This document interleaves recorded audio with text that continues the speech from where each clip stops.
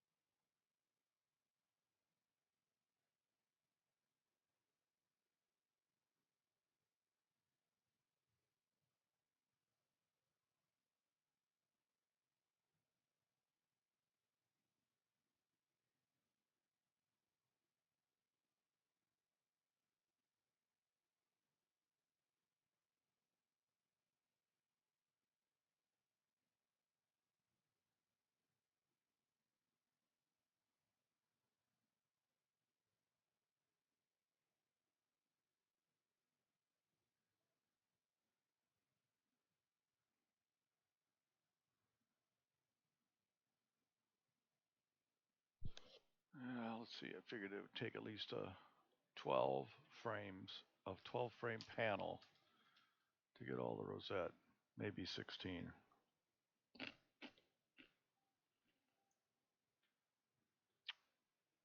That's why I've never gone after this. So I'm just working on the cluster and we'll get a lot of nebulosity around the field of view.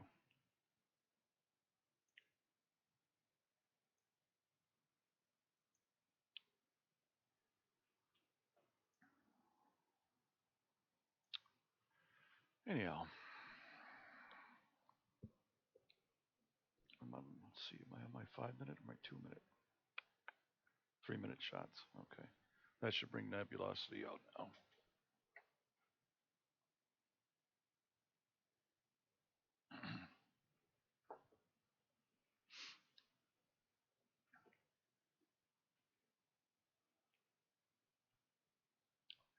I took some 2 minute shots, 1 minute shots, I'm on the 3 minutes, and then I'll do 5 minutes.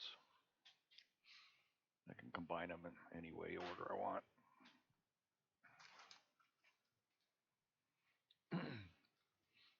Basically, it's a pretty good position to cover it from right after dusk till it hasn't even reached the meridian yet.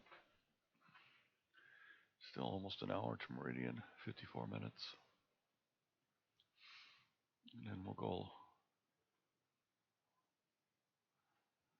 2 hours past meridian. Get down to about 40 degrees in the south or in the southwest.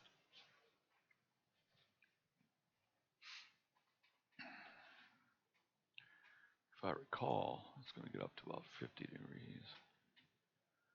Let me see here.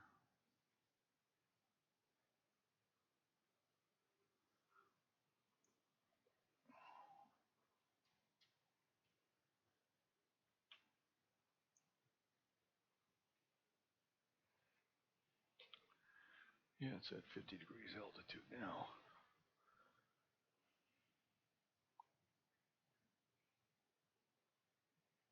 See, it doesn't fit my frame. It fits in the 300 millimeter, but there's so much vignetting on that lens that's not even worth it.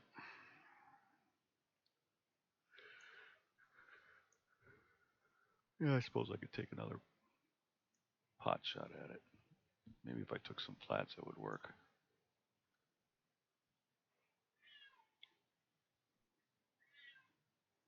What do you want, cat? Meow.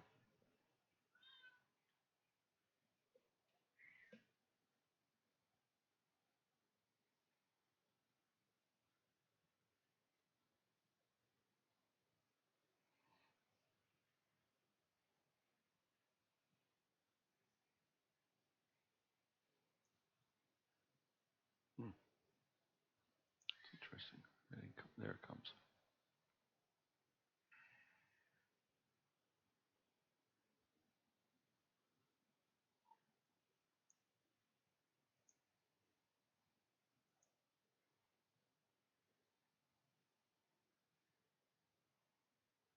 Yeah, I didn't save anything from last time. Yeah, I'll just minimize that. I'm not going to worry about it.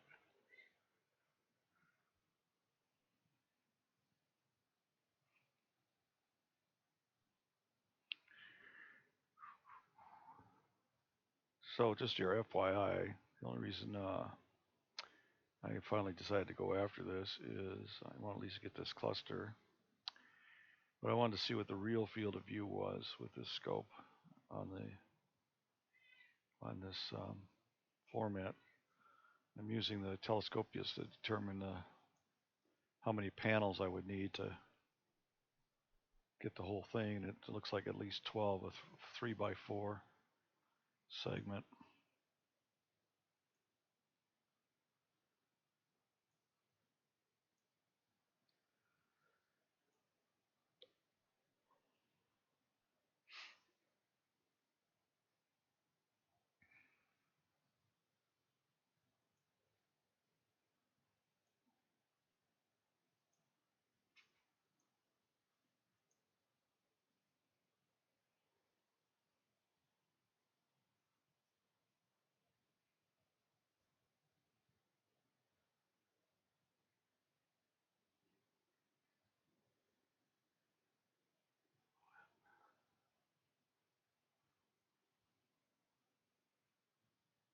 Yeah, in fact, I may even have to go bigger with a decent amount of overlap.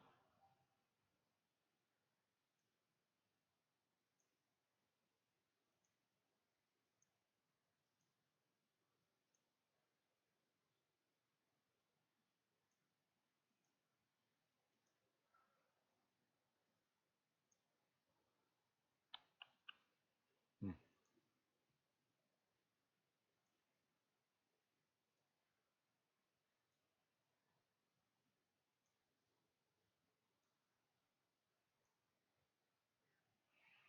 Yep.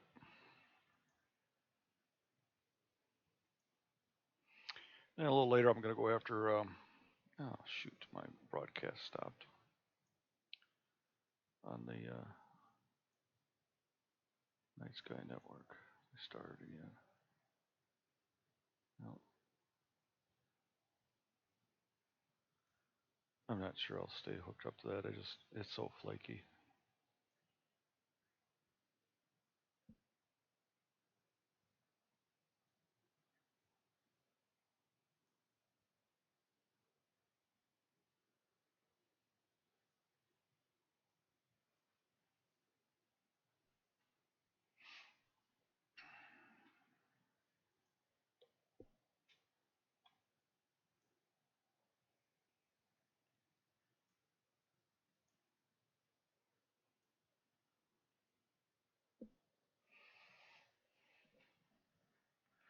And after this, I'm going to go after, uh, start going after a bunch of galaxies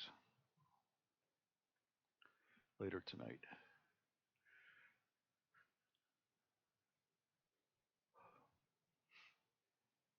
I'm kind of done hopping around on the comet, although I could take a little 10-minute shot of it.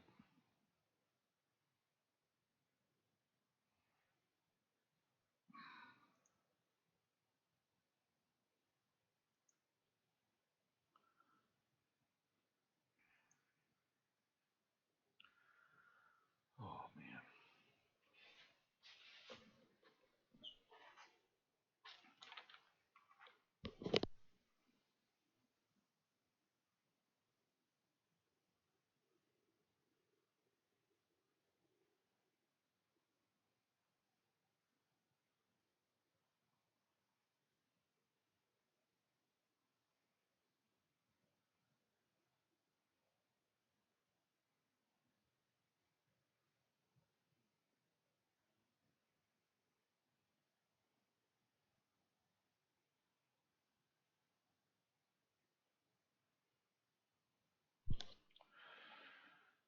Let's see here.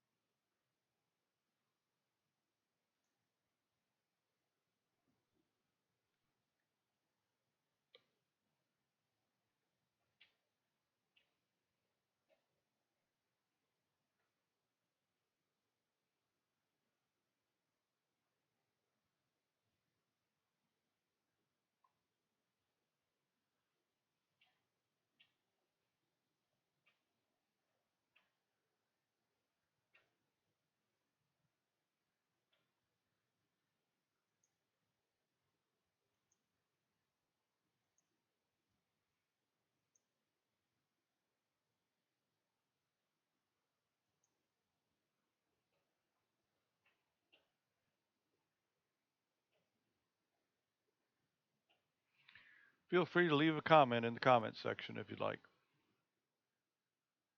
Let me know that you were here and who you are, or at least maybe where you're from.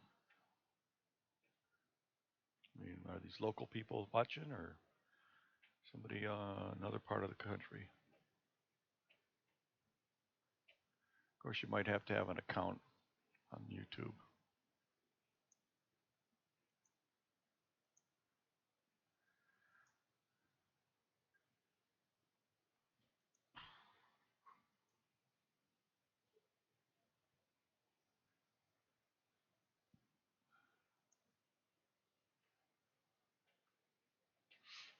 Yeah, it's a big object. It's almost 2 degrees across.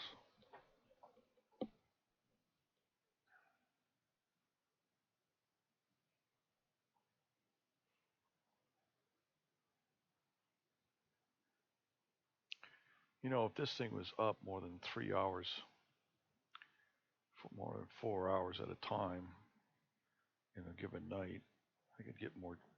I could do a panel, a multi-panel on it, mosaic. But we may get 3 more clear nights. I might be able. I'll use this as the template for what I might use in the next go around as far as exposure is concerned. We'll see.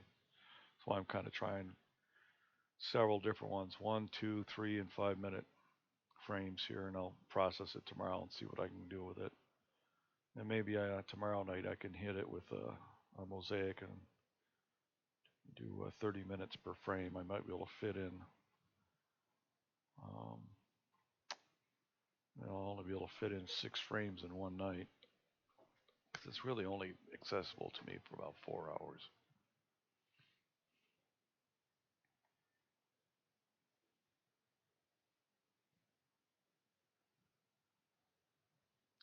Not even that. I mean, I started this at around 7 o'clock and twilight wasn't even over yet.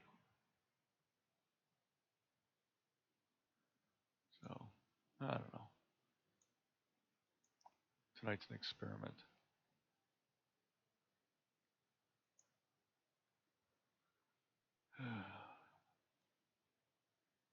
Guiding isn't all that great either. About an arc, a little over an arc second.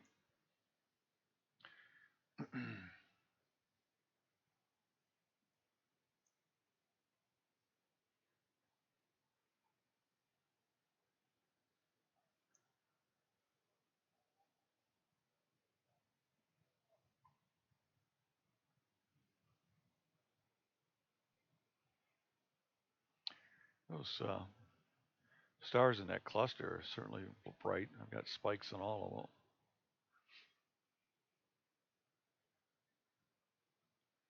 Saturated on all of them.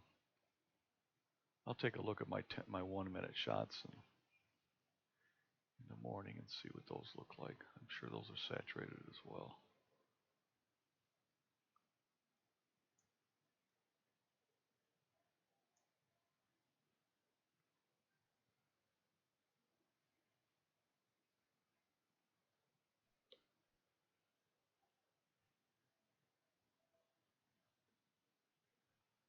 Hmm.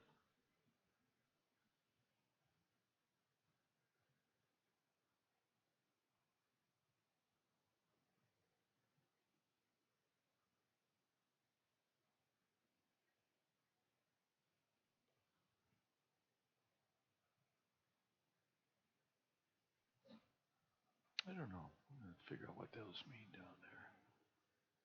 Time, yeah, time until flip. All right, that makes sense. An hour and 11 minutes. This is time at which the current target will end. Yeah, that's what I'm figuring about through about 11 o'clock.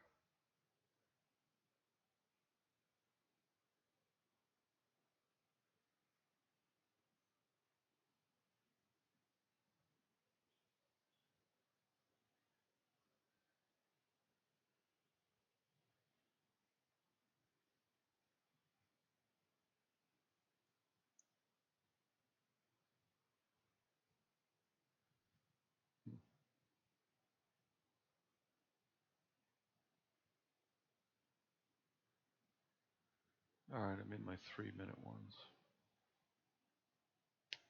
Frame 6. I'm not sure I'm getting any more density on those. Yeah, maybe I am. Starting to pop a little bit.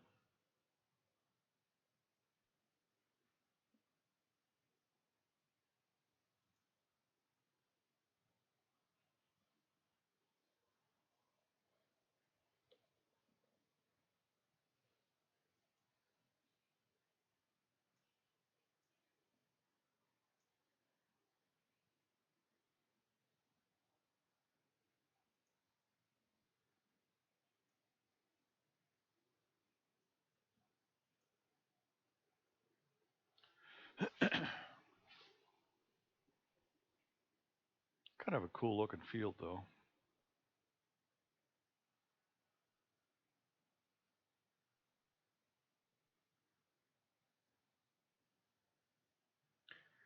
Yeah, look at the weather. It's supposed to get clear for the next 3 nights after this even.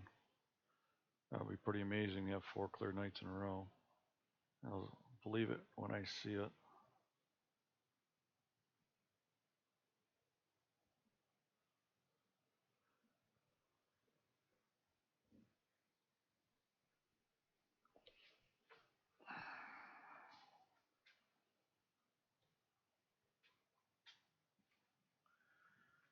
Yeah, I bet you CC Spectre doesn't like this, all the bright stars. I'll run one. See what it does.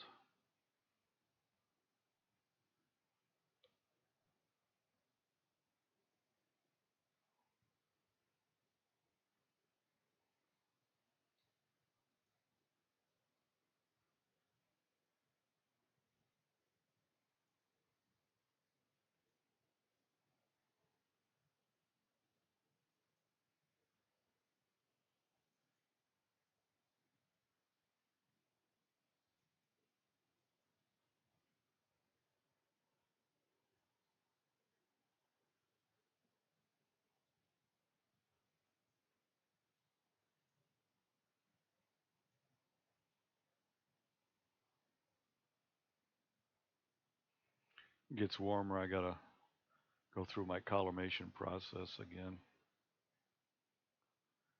Yep, see those stars really blow out that centroid. Yeah, it also says it's off in that direction.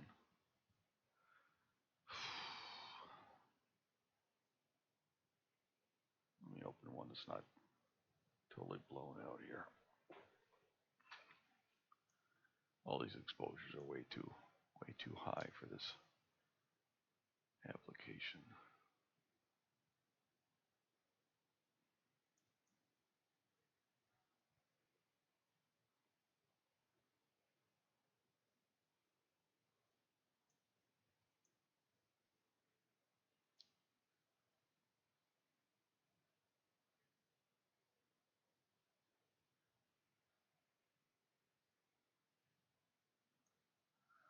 Yep, says I got a little tilt in one direction. I'll have to go out and collimate it, but I'm not doing it in these temperatures. It's 19 degrees out. I suspected this was off a bit. And the funny thing is I haven't changed anything in 4 months. So I have a feeling some flexure's changing it because of the temperatures.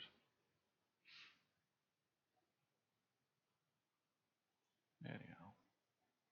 All right.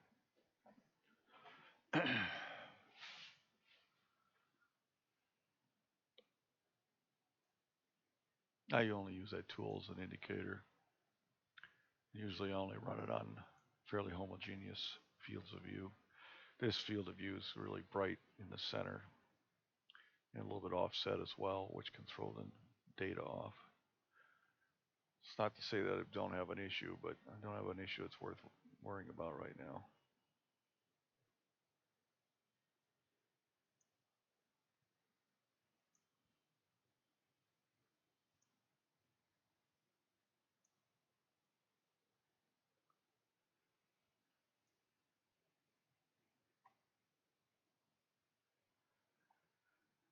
I'm also on my Discord channel if you want to talk to me.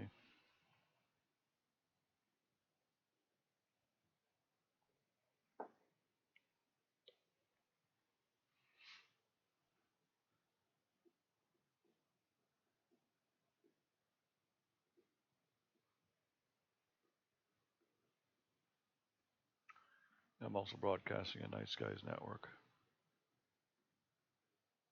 although I only have guests over there.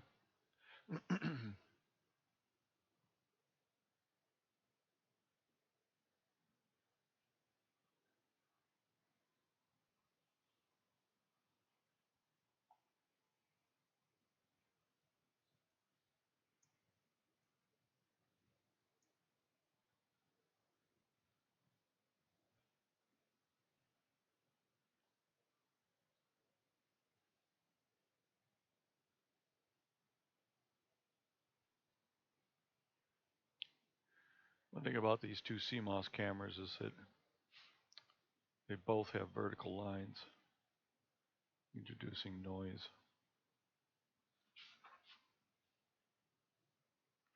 They actually both act a little differently. The Pro is a little cleaner on the amp.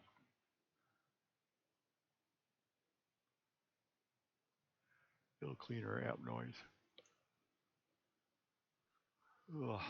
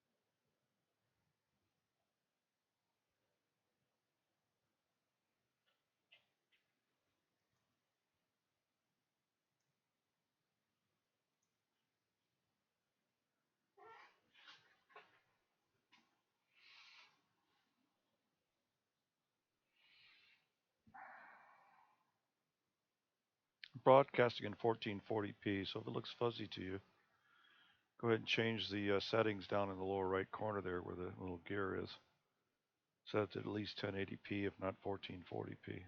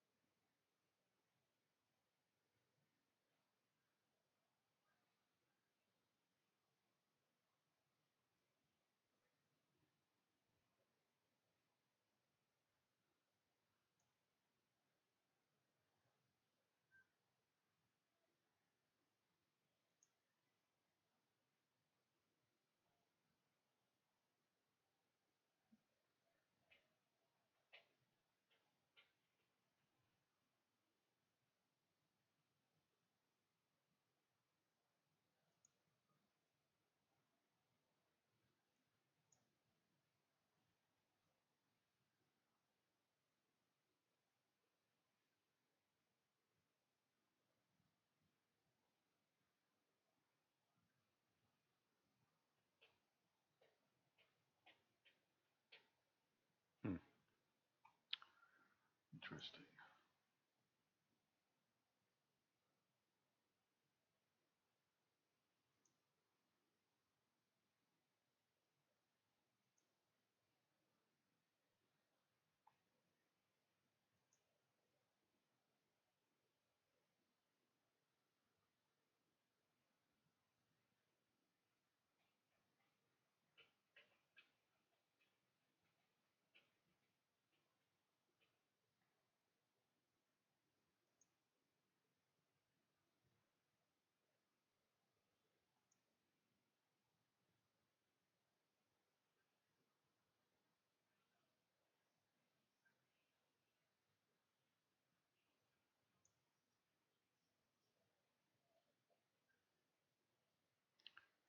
Let me do a restack of 80%. See if that improves it at all.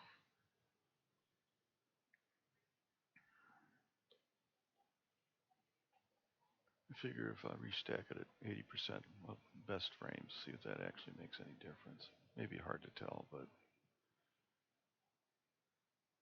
let's try it. Take a look. It's all preliminary stacking anyways.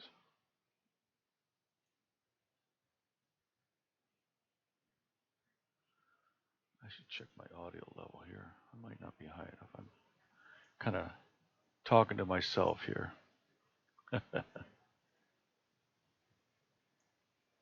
Yeah, all right.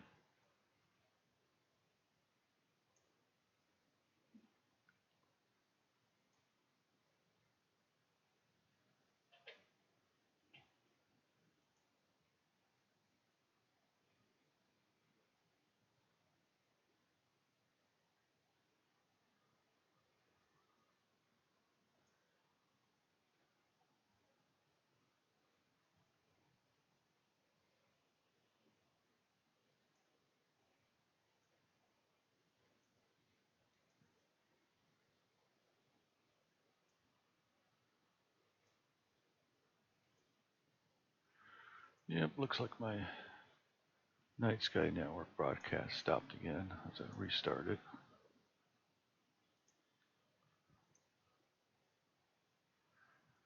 It always stops.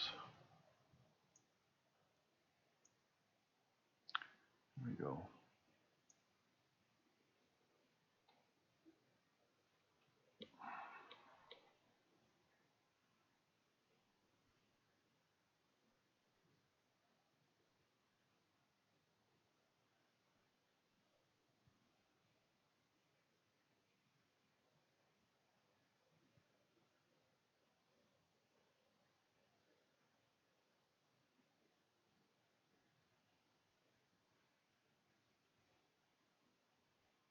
Starting to get some filaments in the interior of that hole there. That's pretty interesting.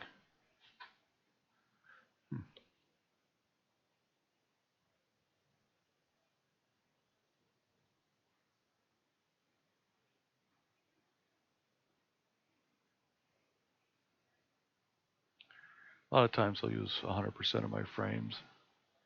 Starting to think maybe 80 or 90% would be better. Get better results that way.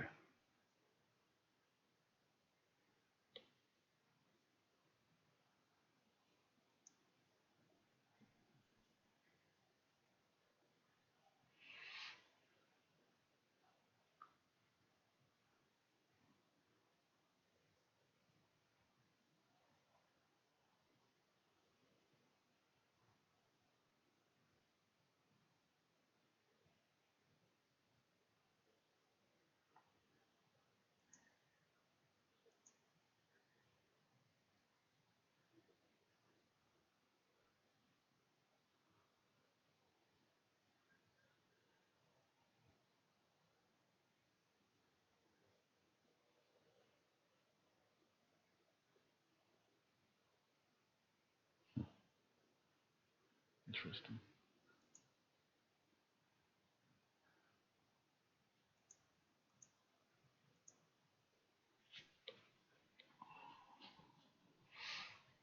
I don't know which ones it used.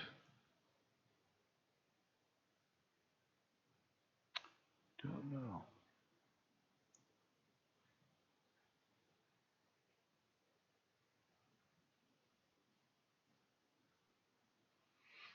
But in any case, not too bad.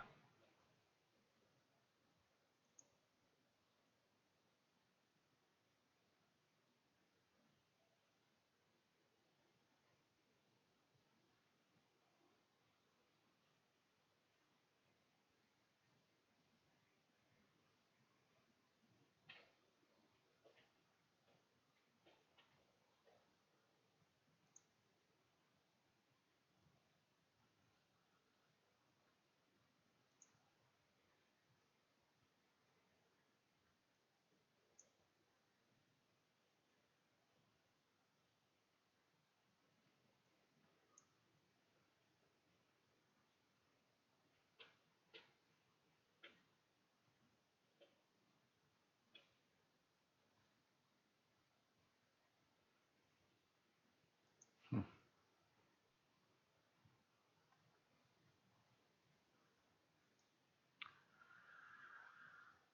Do, do, do, do.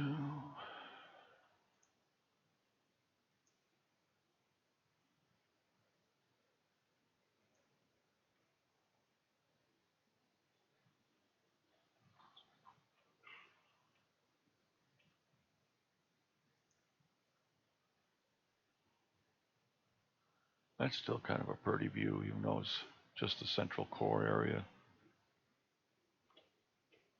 Kind of neat.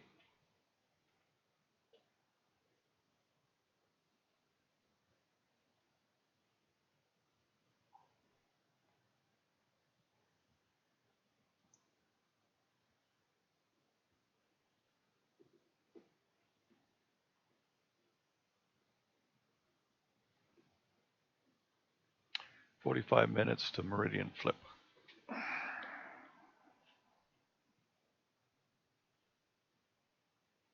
Somewhere around 9:35.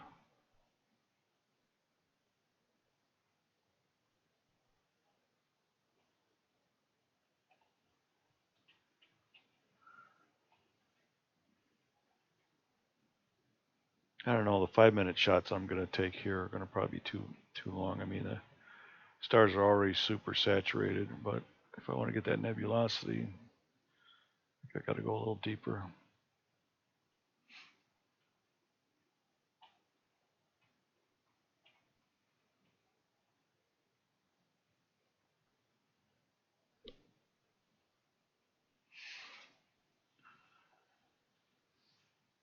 Yeah,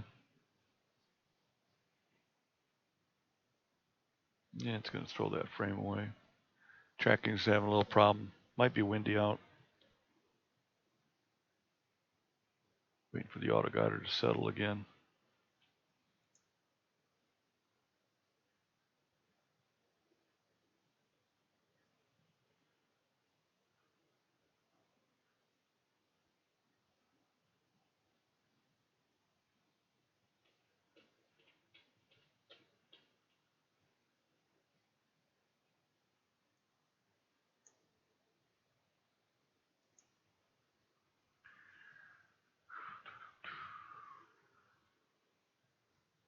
Yeah, guiding's a little wonky in the tonight.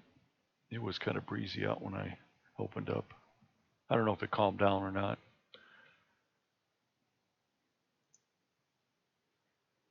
I think my camera's not working again. Yeah.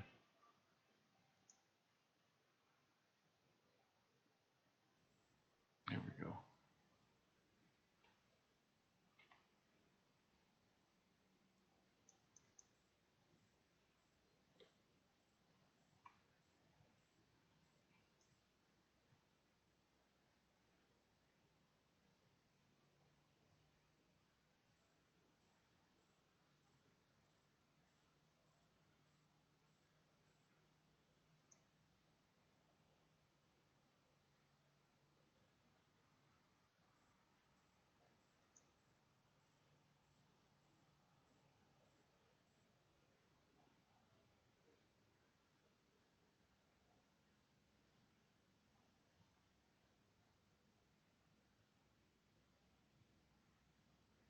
Interesting.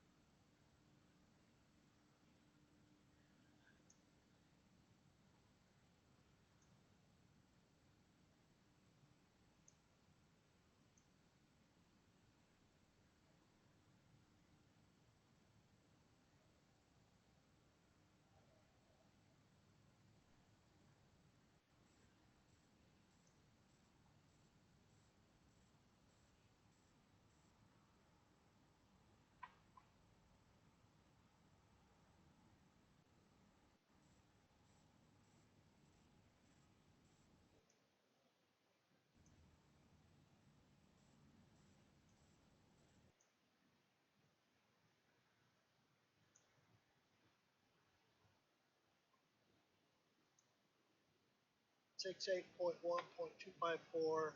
The DHCP server's 254. The DNS server is 0.254.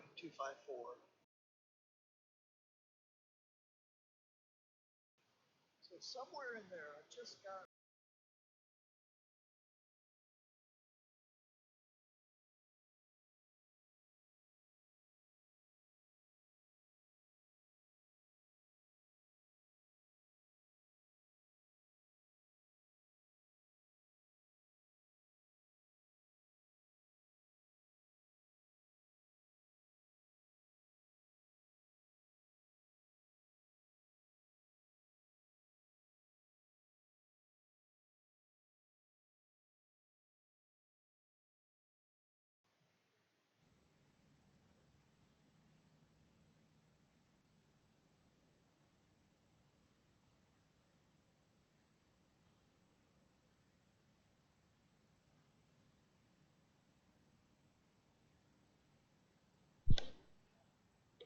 Hi, Dave.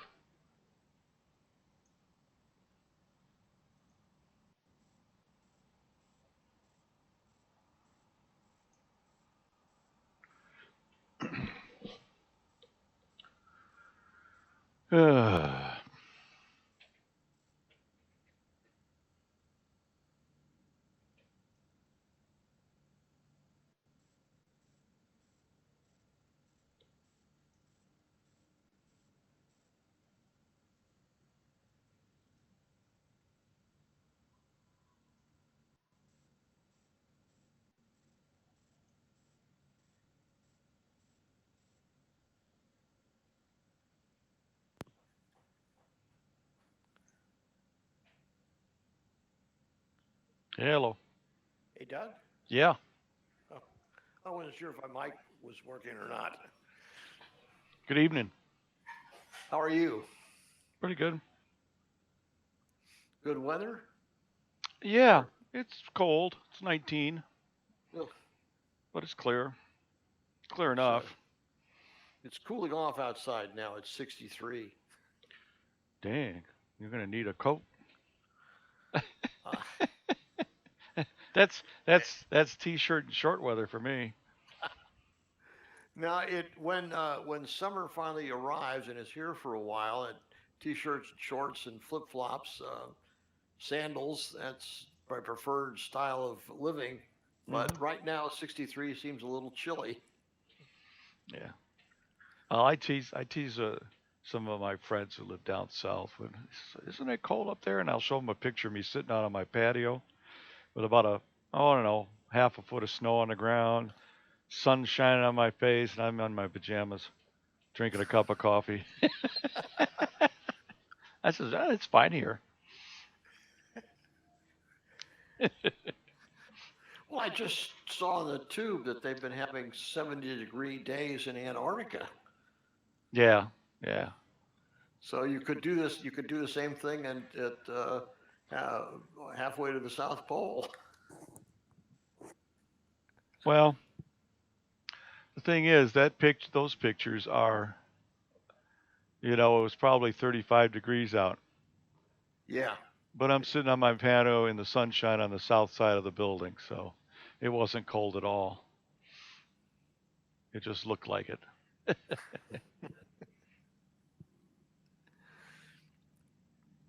I gotta find that picture. I'll show you. Let me see. I don't remember. Hey, I'm looking at the core of the Rosette Nebula. So that open cluster 2244. That's what I'm Mhm. shooting. So I have never shot this object knowing that it would take me a panel of at least 3 by 4, about 12 frames to fit that into a single um, image. Yeah, that's why I So you usually. decided to do it anyway. No, I just decided I'll take the open cluster. All right. So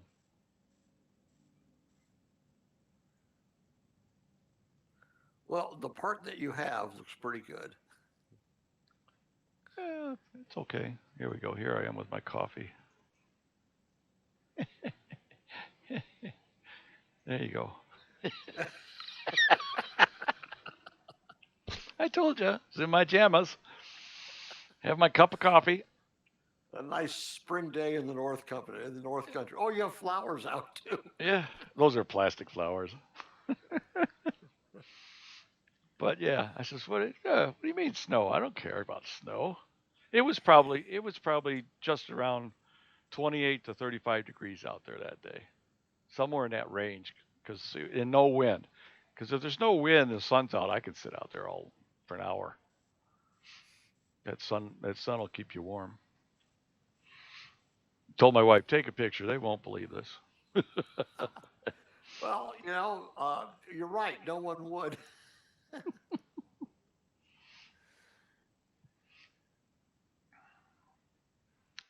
Yep.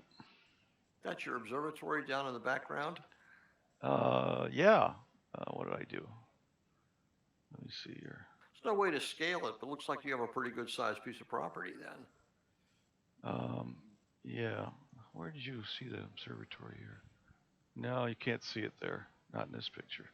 Okay, I can see something down, something the dark thing topped with something vaguely light colored. Yeah, let me. No, that's just a little. That's a little a tractor trailer that's got wood in it. Hang on. Okay, yeah, couldn't see what it was. Yeah, I can give you an idea of the backyard here in a second, because I just took some recently. So here's my backyard.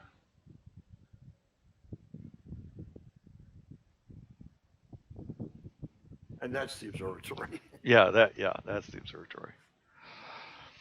Yeah, I got 3.5 acres here. Oh, that's great. Yeah, I'm out in the country. So I'm standing on the patio where that previous picture I was sitting. I'm standing right there taking this picture. Well, I'm impressed. So and so that's out there 150 feet from the house, and I'm sitting in my den right now. Oh yeah. Yeah. So I have a picture of you in sealskin and mucklucks making the trip out there. well, yeah, there is that. When I go walking out there. Perhaps killing a bear on the way. Well, I'll tell you what, I got this little flashlight headset that I put on, right? So wherever I look, the light's flashing, right? So I'll walk out there, and about halfway out, I'll see every once in a while I'll see a set of eyes, maybe 4 or 5 sets of eyes staring at me in the dark. It's usually deer, unless they're really close together, then they're cats. You're not, what you're looking to not see is a pair of eyes, say at your level. Yeah, and pretty wide. Yeah. But no, they're usually behind that picture of the observatory with the tree line back there. They're usually back in those trees, or they're bed down in the grass that's behind the observatory, about 50 or 100 feet behind it. And it's funny because in the fall I'll go out there, and they'll be snorting at me and pounding the ground when I'm in the observatory. I feel a little safer in this one though, because the old observatory only had 40-inch walls. You know, I just turn around, I could see them. I don't think I'd feel safe at all. Not since I was able to get a good clear view of the size of the claws on a relatively small bear. Well, we don't really have bear right here. I got bear up my north property, but not around here. I got coyotes around here. Well, coyotes can coyotes can be pretty bold. Yeah, that's why I got a tire iron. I got That's the probably good. That's probably plenty. Yeah, I got a crowbar actually. I got a big crowbar. It's got two hooks on the ends of it, so that'll do some damage if they come at me. But the new observatory's 7-foot walls and it's enclosed, so It's a lot better. My old one, Well, my old one had a 6 foot door on the south end. And it was always open, so that I had the southern view, so they could walk right into the observatory. well, most of the time the critters leave you alone. George has got his speakers on. Hi, George.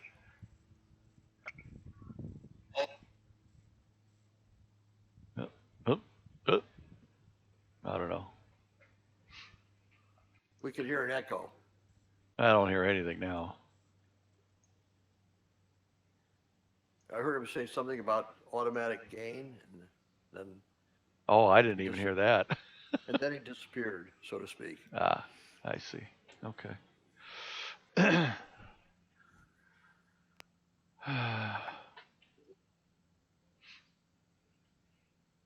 So I'm on 3 minute exposures now. Sorry. Oh, Jesus. I plugged in the wrong.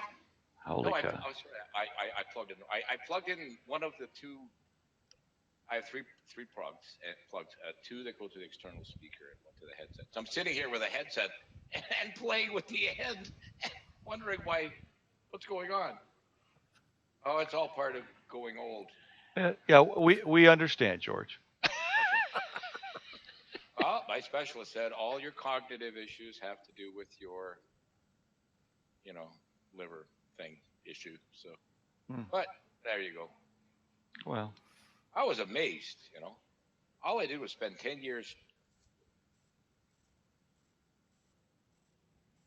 Being very quiet. So, but on an astronomical note, because it just caught my eye, you perfectly centered, almost. Doug, if you follow the bright central star of that cluster, the 2 o'clock diffraction spike hits basically the first star that it actually pierces. Do you see that little V, that perfect right angle V of probably like mag 15 stars or 16 stars or 19, whatever they are? You see that? Like 3 or 4 in a row? um, It's a perfect V. In fact, I would say that faint star is almost so close to center that No. it's right there. Should I? Oh, you're talking with Thank you. the authoritative. yeah, he's talking to the boss. Oh, I thought that was you. That was Dave. Okay. That was Dave. I was hoping that the switch I'd thrown had muted the mic, but I guess not.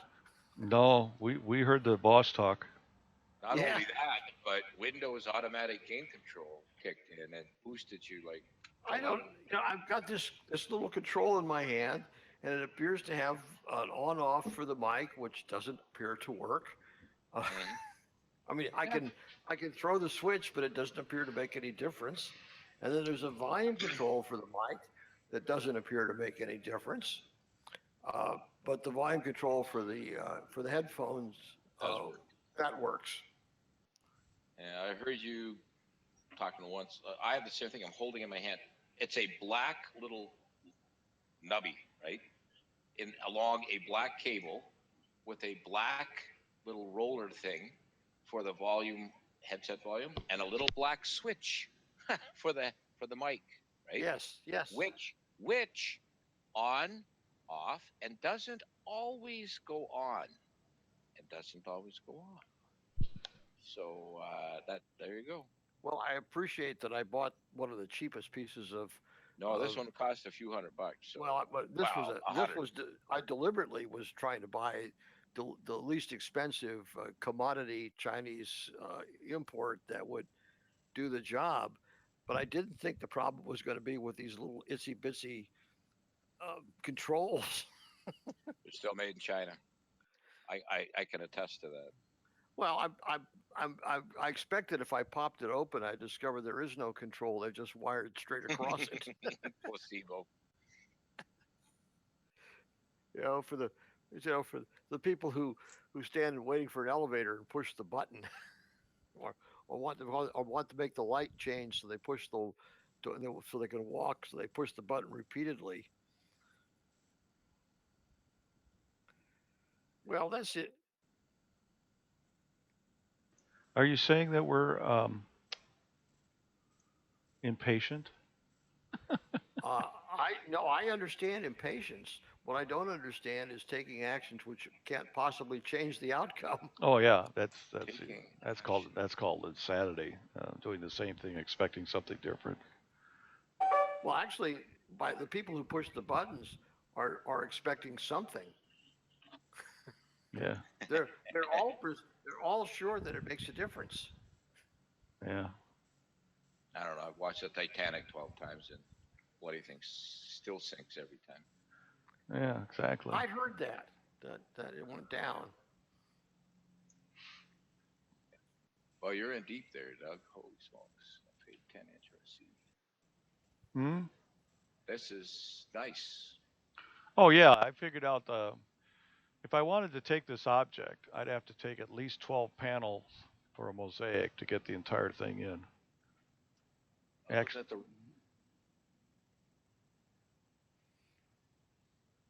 I mean the rosette's like 1 point. What did I figure? 1.9 Right. degrees, something like that. Let me look at this. I'll pull it up again. We got the tiniest Bach globules on the lower right side that are just barely there.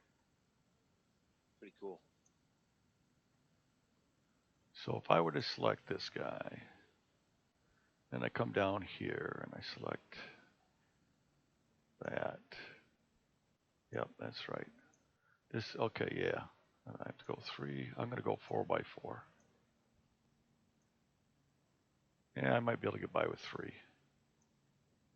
So this is what I'd have to do in order to fit most of that in like that. That's what I'd have to do with this configuration.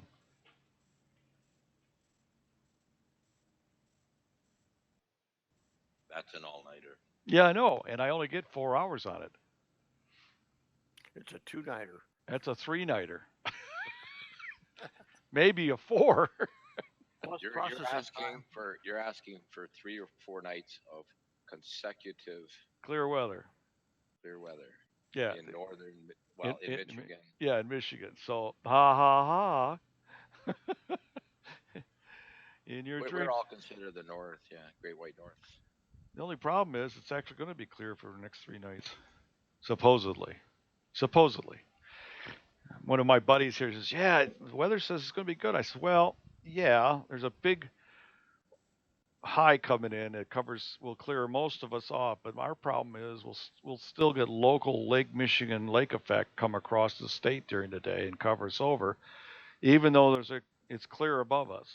Above that, we'll get all the low clouds at 1,500 feet or so, maybe 2,500 feet, while everybody else is clear to the ceiling, if you will. So, because the funny thing is, Astrospheric actually projects tomorrow we're going to get clear, but Lake Michigan, you can see Lake Michigan lake effect that they're predicting will take us out, at least here. So I don't know. I forgot. You have that monstrosity to your west, and all the winds come from, The West, yes. or even a little bit south. It's got a good angle on it, margin of error on, and it Yeah. never freezes. Well, no, I saw it What? almost full, been over once, I think. Yeah, about 6 years ago we had 25 nights below zero Fahrenheit, and I think 85% of the Great Lakes here and around Michigan froze up that year. And geez, I want to say in the 90s because I remember flying over Lake Superior and I didn't see open water. That's a big lake, but Michigan is number 2, right? Yeah, That is like an ocean. Like yeah, you think, oh, okay, we're flying over Michigan. Oh, there's the shore, the eastern shore, and all of a sudden you're over a lot of water. and it's a big lake. Well, altitude makes a difference, Oh no, obviously. it's huge. I mean, it's 100. Let's see, I think it's 100 miles east west, and it's about 350 north south. So it's not little. That's a big lake Yeah. by anybody's standards. Yep. Hi, Doug. I'm going to go visiting. I can't manage the multiple audio streams, so I'm going to uh, disconnect from you and go visit some of the other exhibitors at the show. Oh yeah. John and Don. Yeah. There's 5 of us Don. now. Yep. Yeah. This one was just wow. So yeah, so I'll circle back. Yeah. No, no worries. All right, see you later. Yep. Take care. Take care, Dave. Okay, George. Well, I'll see you later too, no doubt.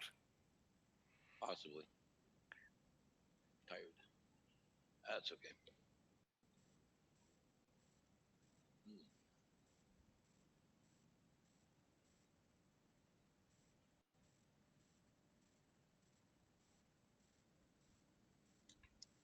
I gotta hit the kitchen.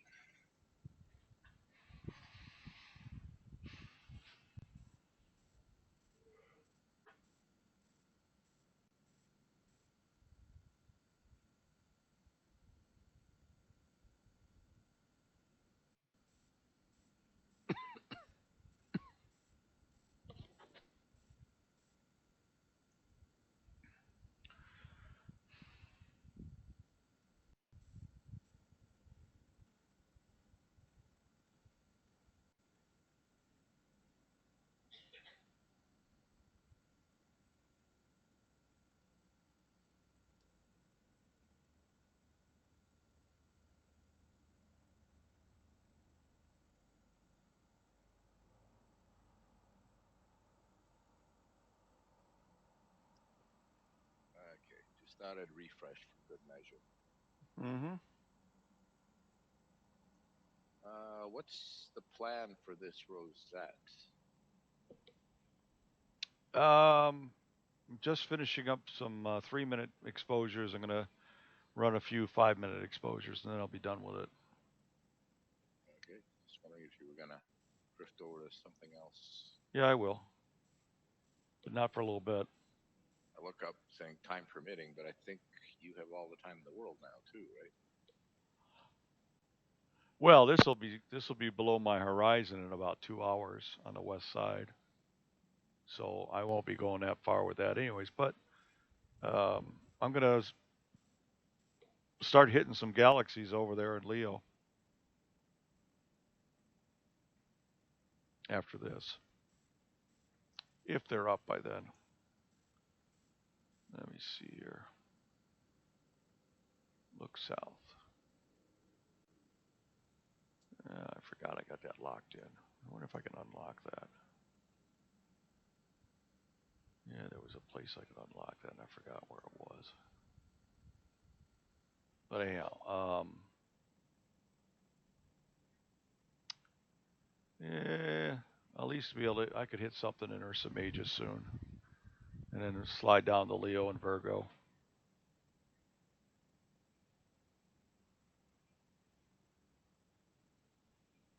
Leo's not quite up, but it will be off my horizon by the time I'm done with this object.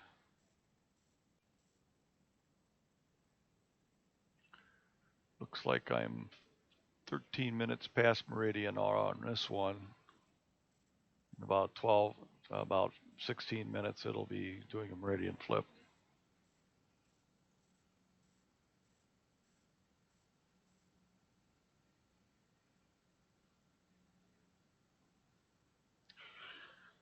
I did a couple nights ago. I did what was it, 30? Um, which one was it? 3184. I did 105-minute frames on this one. 100 5 minute. Yeah, so 500 minutes. Whoa. Hang on. I'm just going to taking this in. So about 6.5 hours.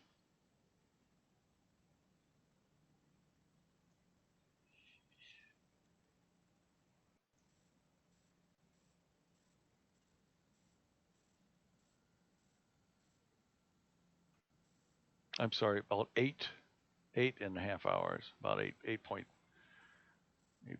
hours. That one I went to bed on. I set it up, went to bed at 10:30. It ran 8 hours. Actually, it ran longer than that. I only used 101. It ran almost 10 hours.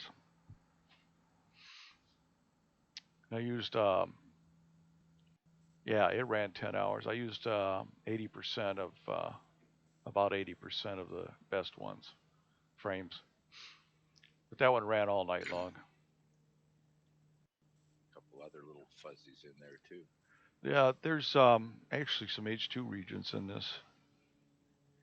I didn't saturate it as much as maybe this one is. Yeah, this one I saturated. There we go. Is that an artifact in the upper right hand corner? I got artifacts on the left and the right hand side. It's some type of light leak from somewhere. Oops, why didn't that zoom right? There we go. So if you look here, there's some pink things, little pink nodules in that galaxy. Being color challenged, I was going to say. Oh, okay. All right. Well, all right. Sorry. I usually associate the bluish looking ones as the. Well, there's some pinkish and bluish, so there's some pinkish and bluish in this one. Well, this one's a little oversaturated, so I could pull them H2 regions out. So anyhow, that was just the sun the 2 nights ago. We had clear weather. Nice.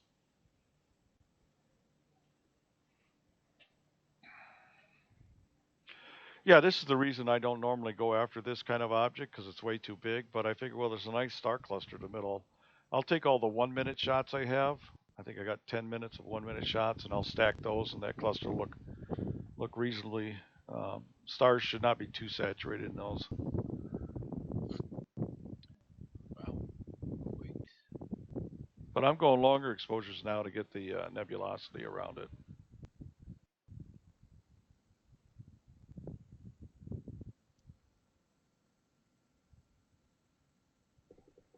And obviously doing some live stacking here.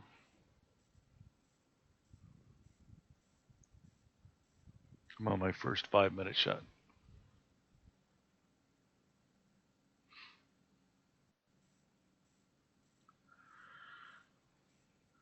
I can hear the wind blowing out there.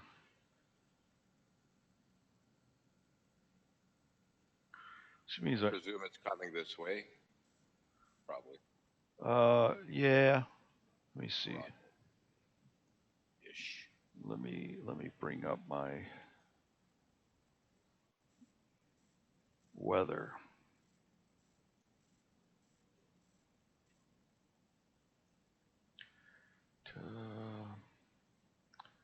Astrospheric.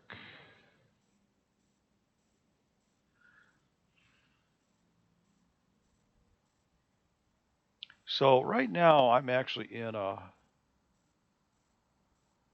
Oops, wrong one. Right now I'm actually in a little hole. There's actually cloud cover to the south of me.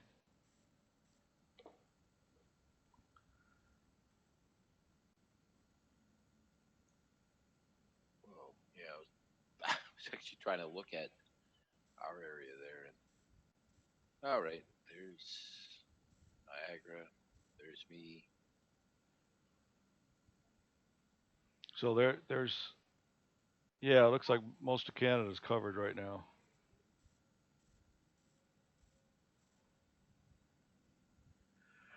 It's like a diagonal, like northwest to southeast, long line that plows through. Well, I guess just north of you, right? You're at that red circle. Yeah. So those clouds are north of me. I mean, I got clouds to This is at 4 o'clock this afternoon. Hmm. Well, let's advance it here. 8, 9, 10 o'clock. So right about now, I've got clouds in my southern horizon right now, probably, if I go out there and look. And I don't have my 10 millimeter lens on. I've got the 300.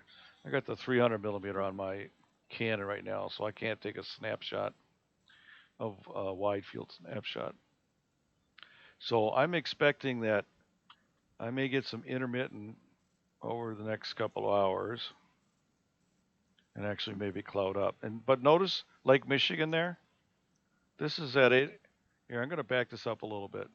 You notice it's kind of clearing, but look at the curve of Lake Michigan there to my a little bit Yeah. to my. That's all lake effect weather right there that's coming across, right? Perfect curve on the lake. clouds. Yeah. Watch it as I go through the morning here.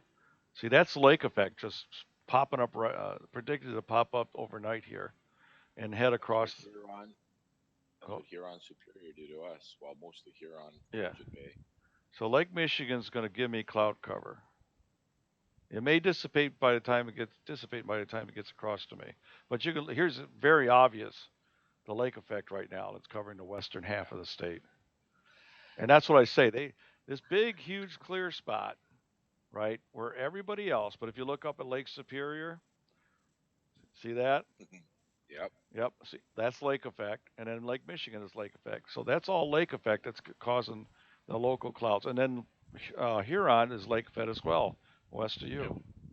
So that's what we're always fighting with. Is that right there? I mean, otherwise there's a big high over us. But if there's this low level cloud cover that's being generated by that lake, that's it's going to dissipate by tomorrow night, and then the high is strong enough that we're supposed to get clear tomorrow night and Friday night. See the big old high to the west of me, but that lake effect stuff is really what the weather says it's supposed to be clear all night, but that lake effect will come in and harass us.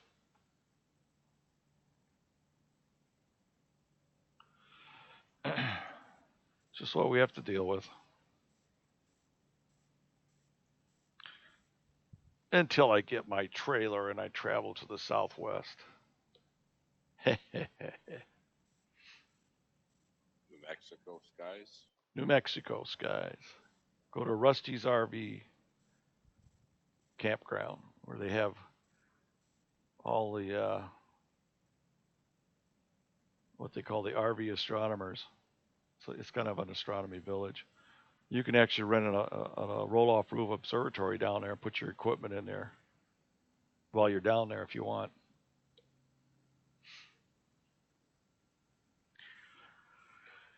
I just got to decide to pull the trigger on the trailer. Well, I haven't seen the home page here for a while. There must be a. Well, I figured everybody in California, Texas. You would have been not on the list. There would have been. I think there would be like 4 or 5 people broadcasting. I guess Mark Bahu just popped on. Wait, 612. 612. That would have been 912. 812 for you. It is currently 9:30.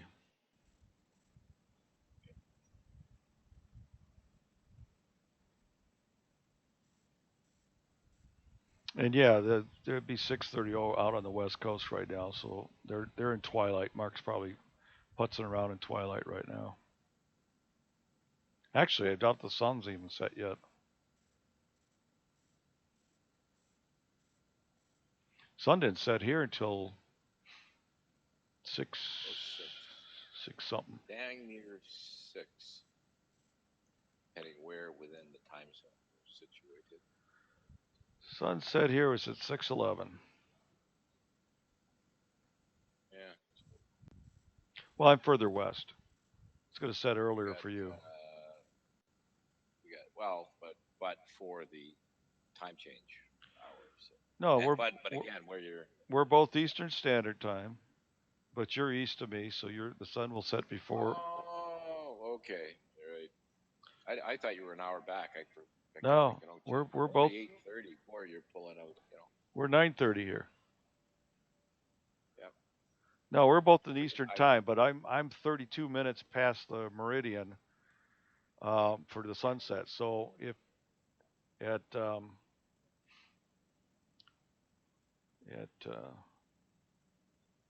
was it we 70? probably got about 10 minutes difference. Yeah, maybe. Yeah, maybe. I know when Hal and Sean are broadcasting, and it's more like 20, 30 minutes. They've got sunset and you're heading into dark, and it's still glowing here. So.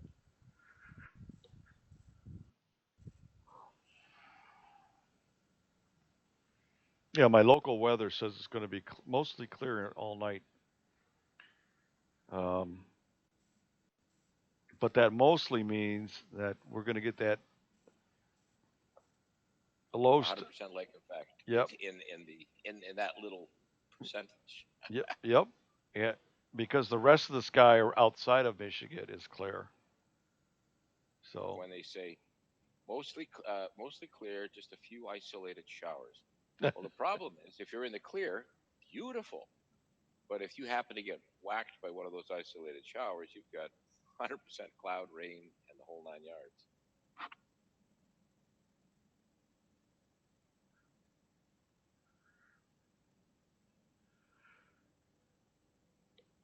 all right. So how many of? Let me see here. We're at number 3. So it's applied a 5-minute. It's now applied 2 5-minute shots to this stack.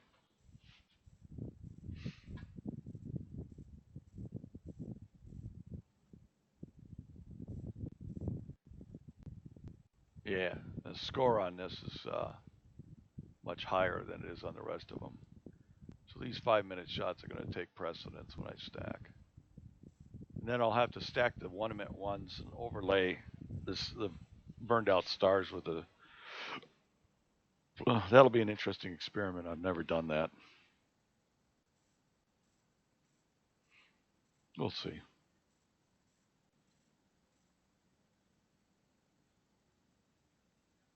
But those are pretty bright stars if all of them have those diffraction spikes on them. Well, okay, or just good optics and heck of a long exposure. Well, they were showing up in my 1-minute exposures.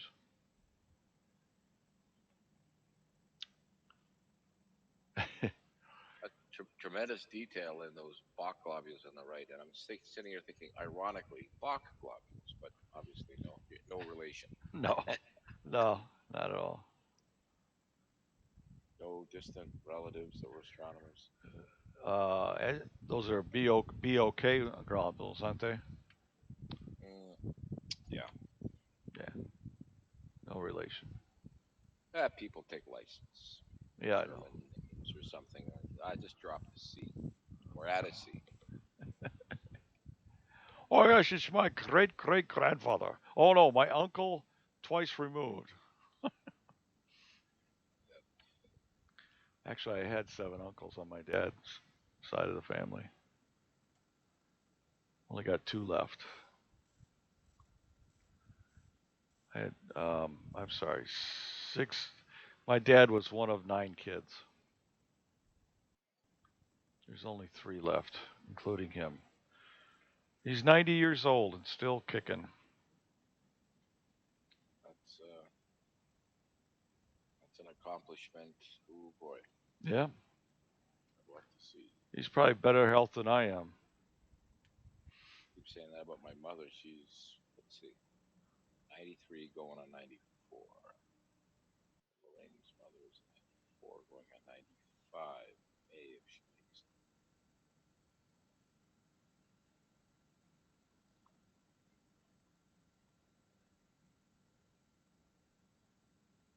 Technically, my mother is healthier than me, organ for organ. Yeah, my dad does not have diabetes. I've been declared diabetic, so I'm on medication now. Because my A1C was at 6.9 this last 2 weeks ago.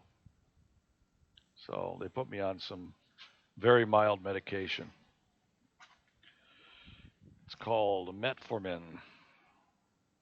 Heard of that? Yeah. Maybe it's just an ad on TV and a whole bunch of lawyers saying, if you've taken this, No. call us and we'll get your money. No. Not this one. I talked to the pharmacist. He says your doctor's good. They're giving you the lowest dosage of this just to get you, under control. It's only one tablet a day. She says if you get up to 3 tablets a day, then you know that they're pushing your because I'm still generating insulin. I'm just generating too much sugar, and it's just my diet. I got to change. I'm changing my diet too. So I should. King knows. Welcome to the club. Come on. Yeah. So Not an exclusive club. okay, it is now going to do a flip.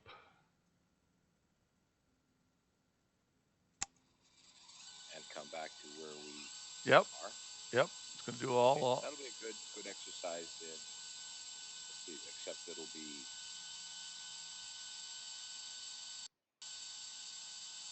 Oh boy, that's right. You get to watch this. Yep.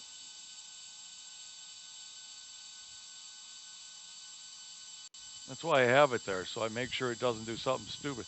If it was doing something stupid, I'd reach down here in the lower left corner and hit that stop button. I was scared to watch those cables flying around. Nah, they're fine. They've never snagged, ever.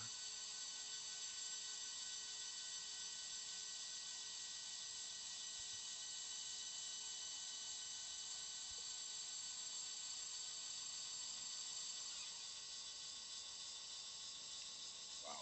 Without anything to scale, that thing sure looks bigger than 10-inch. Well, it did when it was more like this side. Crank it over.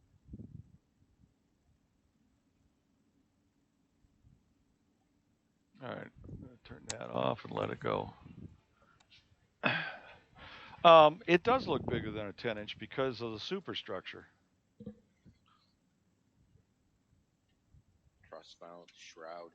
Well, the truss, yeah, it's a truss, but it's got those big frames to hold the trusses and everything. And then there's the inner tube. The 10 inches.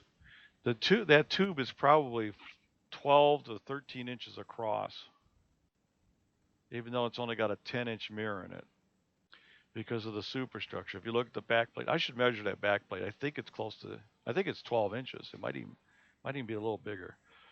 But, when I hold it in my hands, I took it up north and one of my buddies thought it was bigger from the pictures. I said, no, it's just a 10-inch. It's about the size of your C11.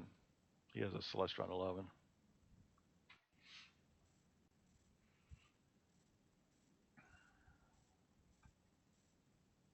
And it's about in fact, it weighs more than a C11.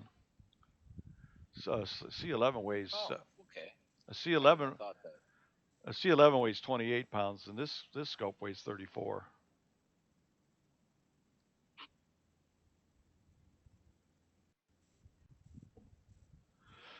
It's still trying to center it up. Yeah, you're watching the automation go on right now. It did the meridian flip, and now it's centering the image on the coordinates of the object by doing a plate solve and comparing.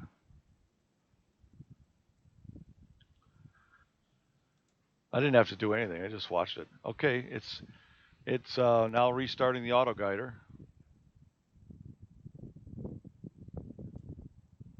Yeah, auto guider just took a shot. It just selected a star, and now it's guiding.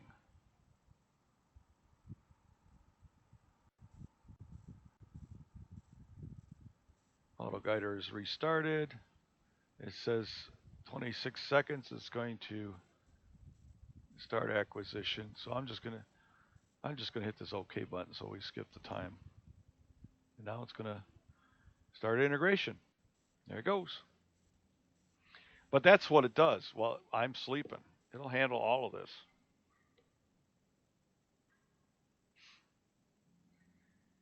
And that was the whole point I can use whatever clear night I have completely. I hear something barking outside. Is that you? Is that you or me? Was that?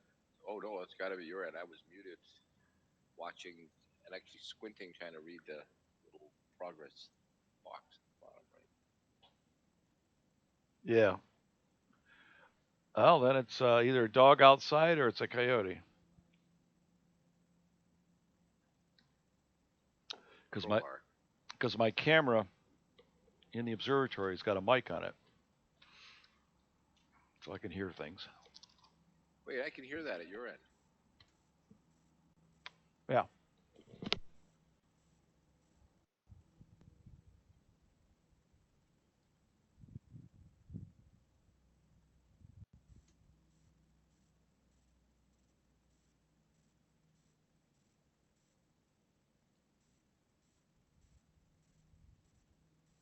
Well, then you probably heard the telescope slewing, right? I don't recall that. Sitting there watching it, didn't hear the any whirring or buzzing or whining.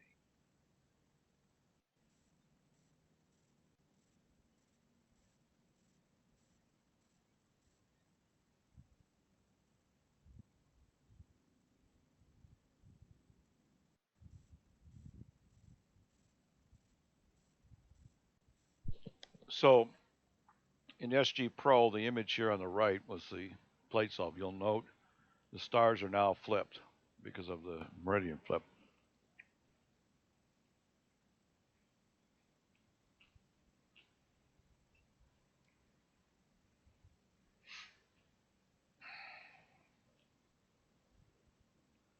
If I get the full three and a half, if I get the full 3.5 hours in on this, it might be pretty decent.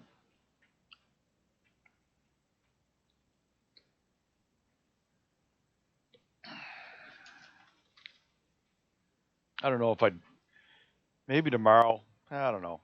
I don't know if I want to bother with a mosaic. It'll take me weeks to do that. And if I was going to do that, I should have started it a month ago.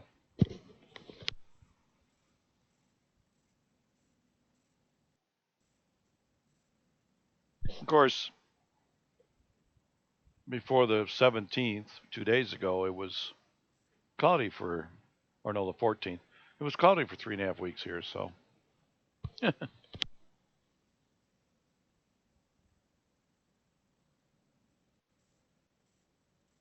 this is unusual. It's wintertime, it's clear, and new moon week.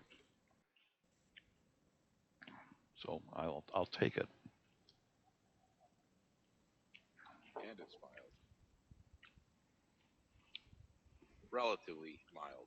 Yeah, it's not Hey, sub-zero. we would not consider this mild. It's 18 degrees Fahrenheit here right now, but that's mild because we've had much worse this time of year. I don't think it's supposed to. It's a 14. Yeah, it's supposed to go down to 14. I guess by about 6 hours. I was noticing it was kind of a nice day here. Oh yeah, it was a beautiful day. But not that long ago, it just started dropping about one degree per hour.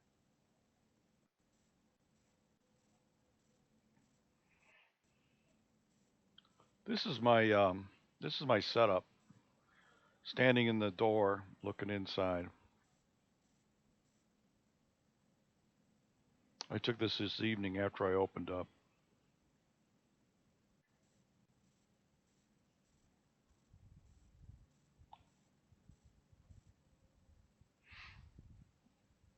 And the wide angle camera view we get of that is that same view, or is it from the other side looking back at you? I'm standing in the doorway of the observatory there with my cell phone. I took that picture with my cell phone. So I'm not sure what your question. Oh no, because when you're slewing, right, you've got a camera. Oh, I have another camera in the observatory, yeah. That's on the north wall, by next to the shelves. That's looking south. What I was through the door here, you're looking west. The camera I have in the observatory is looking south.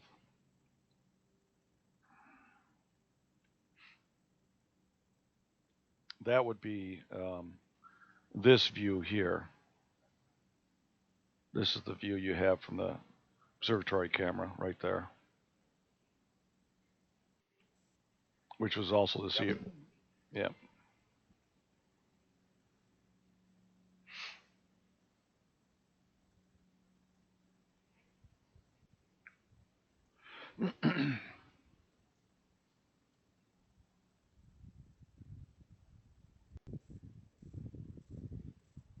Jeez. What? Um, is your image flickering as well on off black screen back? No. Okay. It's happening here, and I noticed. Let's see, I got 1, 2, 3, 4 of disconnection messages from yours. I Yeah, could it does that all the. refresh, but I don't know if that would affect No, it. no. Hang on a second. Let me take a look at mine. Now I have a black screen. You are disconnected. Yeah, it's done that about 6 times already tonight. I find that very annoying that I have to actually check that. All right, broadcasting again. There you go.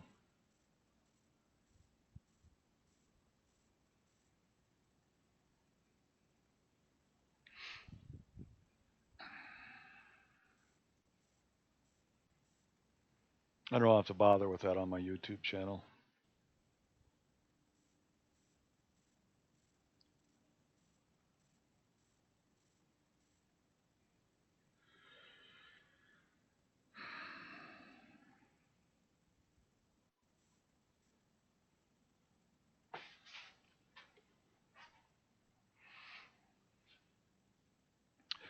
So if I wanted to get this whole field of view, I'd have to go with something like a 300 or 400 millimeter lens. Probably a 400 millimeter lens would be about right.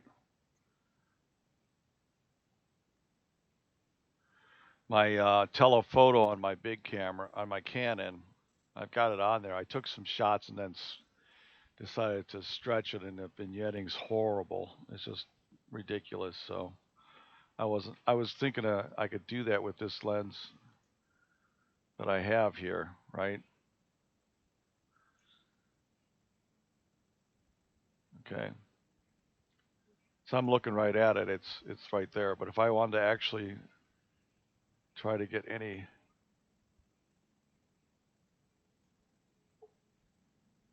nebulosity out of I it, can move the chat box there. That's right. Stack it on the right. Got it.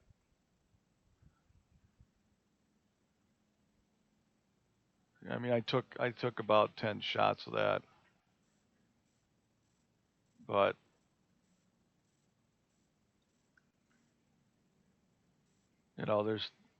there's barely some nebulosity there, and if I stack them, and I'll stack the 10 or 20 that I took and see if I can do something with it. But I'll have to take flats to get rid of all the vignetting. I don't realize how big this nebula is. Like, okay, angular wise, Oh yeah, it's huge. quarter of the moon, half the moon, No, it's more than that. 400 milli. Wow.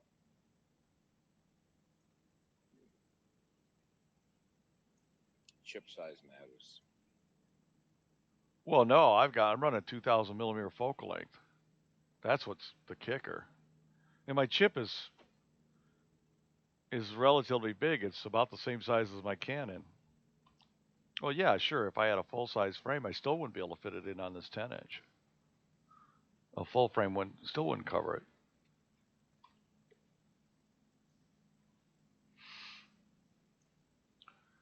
Let me see here.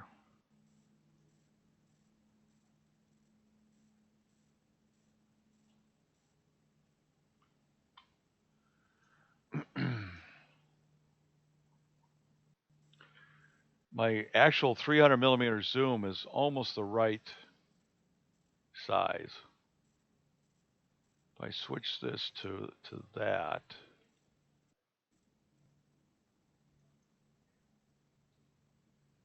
300 millimeter on a chip that size, the boom would be smaller.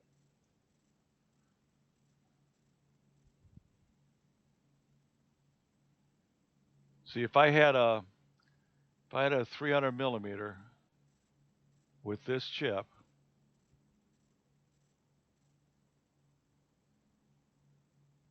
it would be about here, about this size.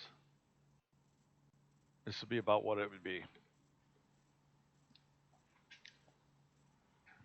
And even then, you can see it going off to the top and off to the left. It goes out of the field of view, even in that, the really dim stuff. So this would be the field of view with my Canon. I think that's my field of view with the Canon.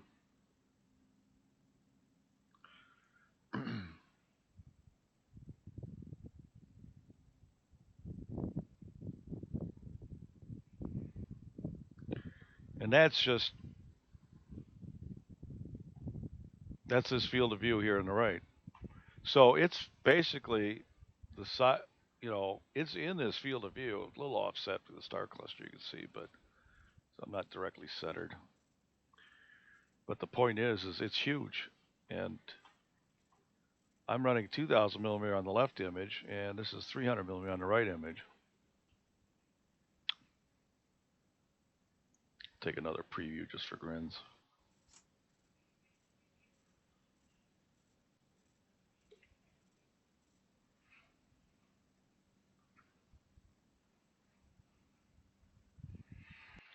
But I'd have to get a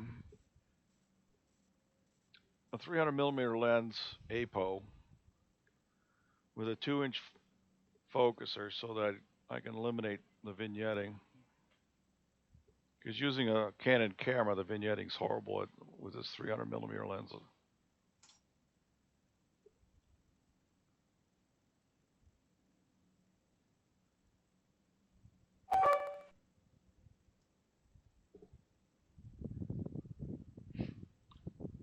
But in the raw format, without any processing, the nebula doesn't really even penetrate. Now, if I take let me see what happens when I do a 6400 here. I'll take another 30-second shot at. I'm just going to basically magnify the light pollution that I got.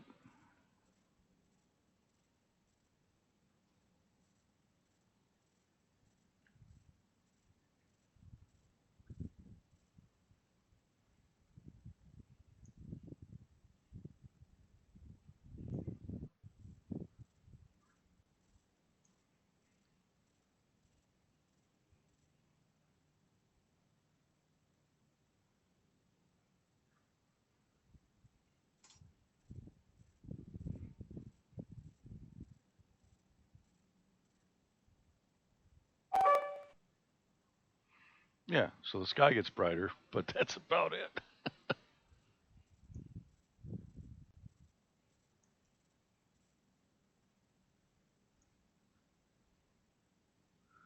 Yeah, you can't even, you maybe barely see there's a little bit of nebulosity around it there.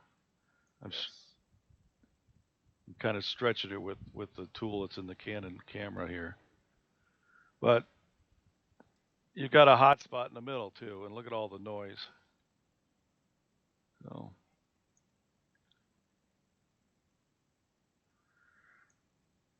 it's one of those cheap 70 to 300 millimeter zoom lenses. They're only worth about $100.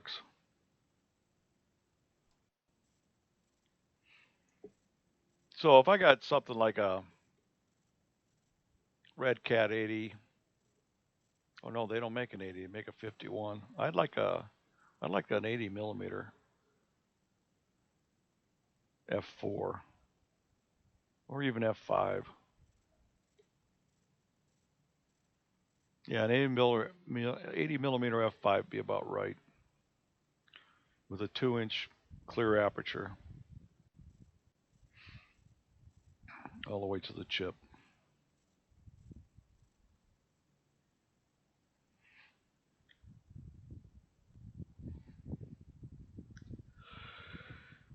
But you get something like that, there's only a few objects you can actually use it on that are that big that you have to worry about, as far as I'm concerned. And this is one of them. Otherwise, I need the focal length to go after all the A-bell clusters I like to go after, or the um, smaller galaxies.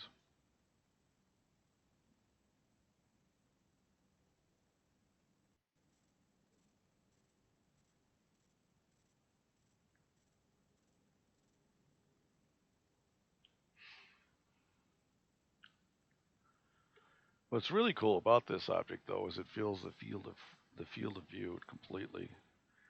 You notice how the stack is not 100% lined up now that I did a meridian flip?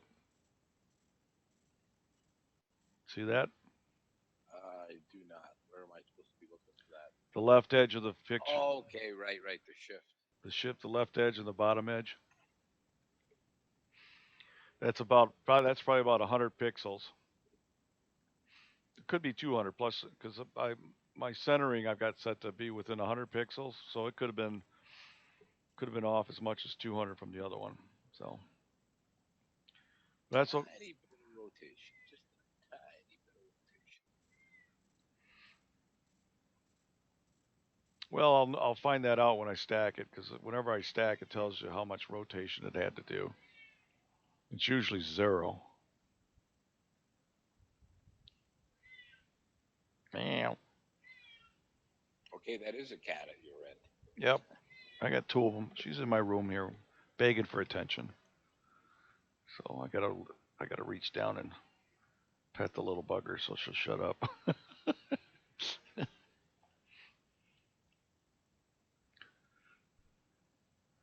This one we don't let her get up on anything because she can't keep herself clean.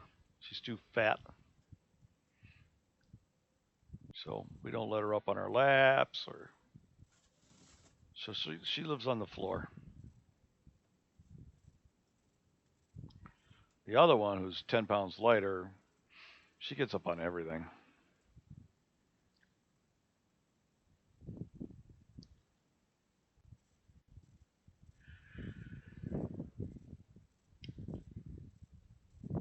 Ugh.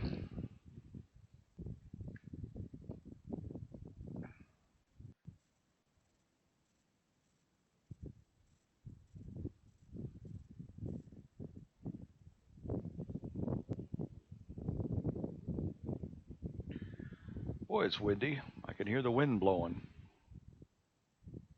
Sounds worse than it actually is. Yeah, it sounds like distant thunder. Yeah. It does with the wind on the. Yep.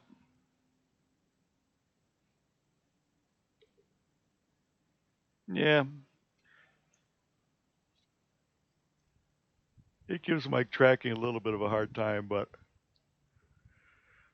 actually the scope is actually fairly well protected. When I have the south wall up, the wind doesn't get in there at all. It's just that the mic is so sensitive to the sound in the building.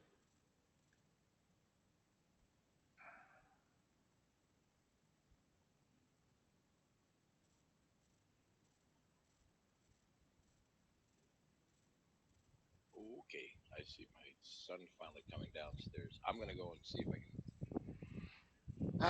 Rare visit, so I want to see if I can get a game of pool. All right, take care. And you're gonna be here for a while, so Yep. maybe later soon. Yep. Thanks, Doug. Yep. Take care.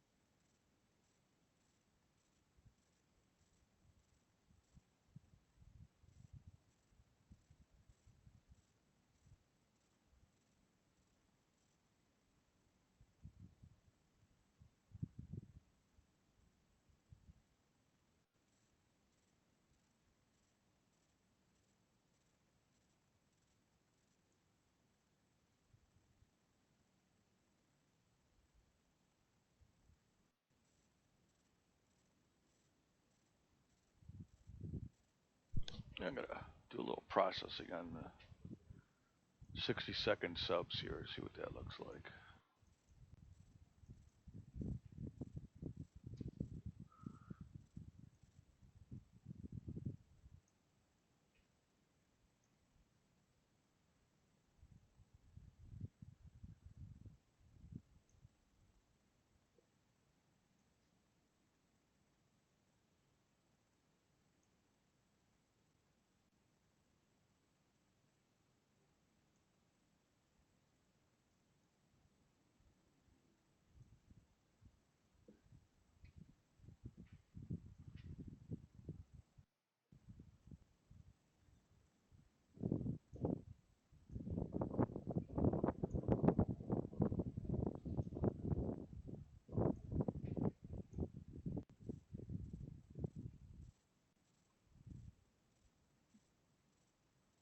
All right, while that's running, we'll go back.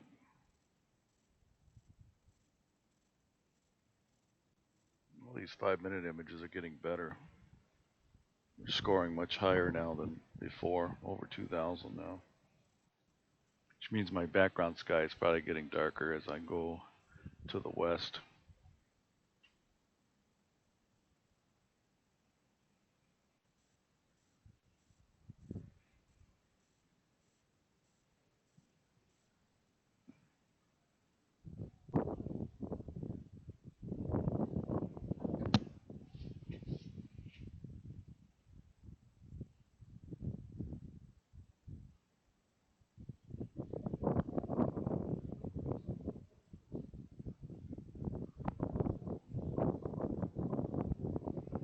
Boy, that wind is playing havoc on here.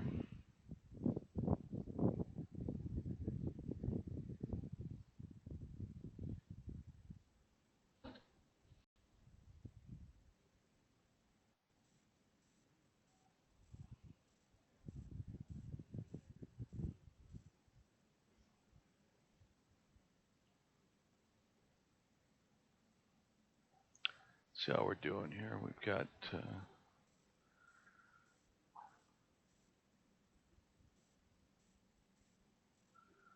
we've gotten 45 minutes in already on that.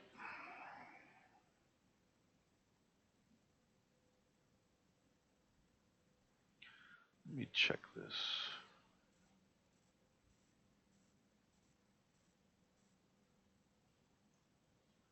I want to check the 45 degrees. I could actually go a little longer.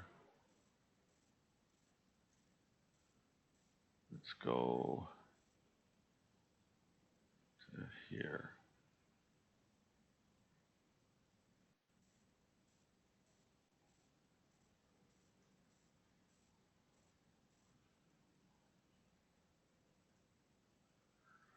Might be in the trees by then. That's the only danger.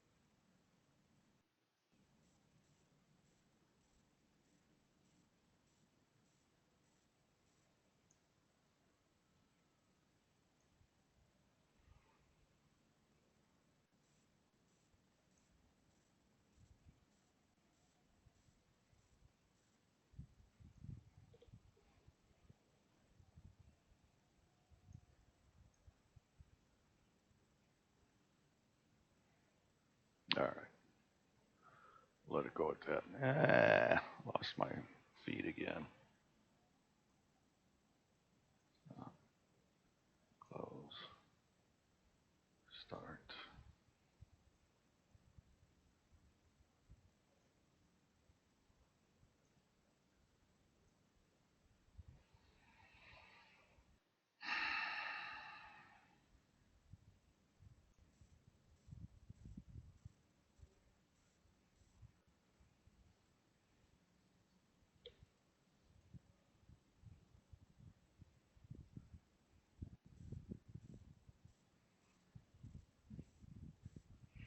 All right, let me see what my processing is done. That doesn't look very good at all, does it? Interesting. That's terrible. Don't even have a light curve here. What's going on?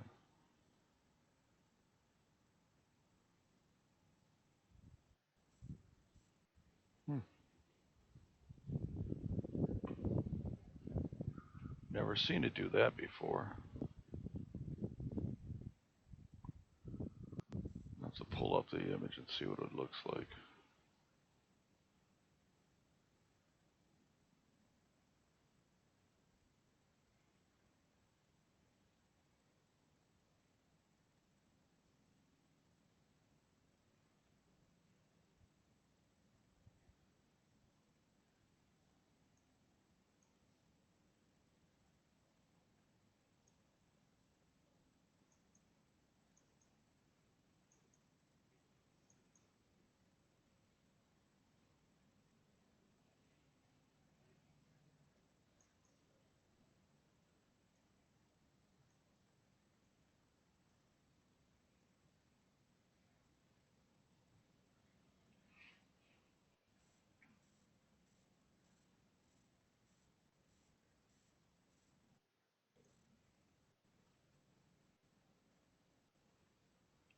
Boy, that looks terrible.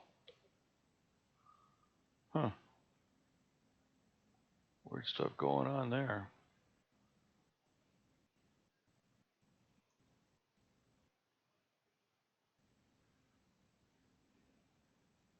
Hmm.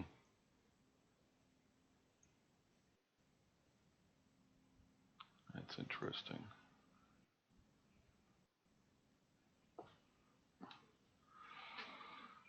Doesn't look like it. Oh, I picked the wrong darks. Idiot. I picked the wrong darks. No wonder.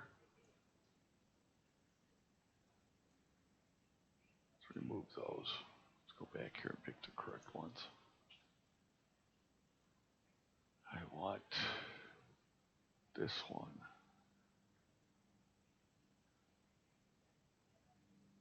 No.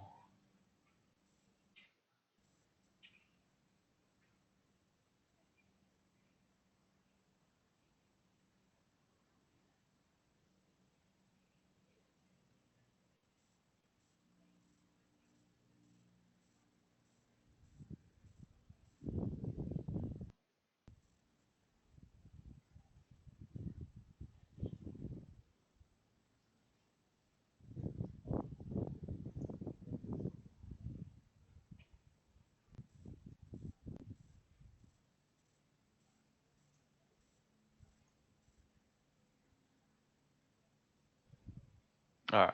Go back here.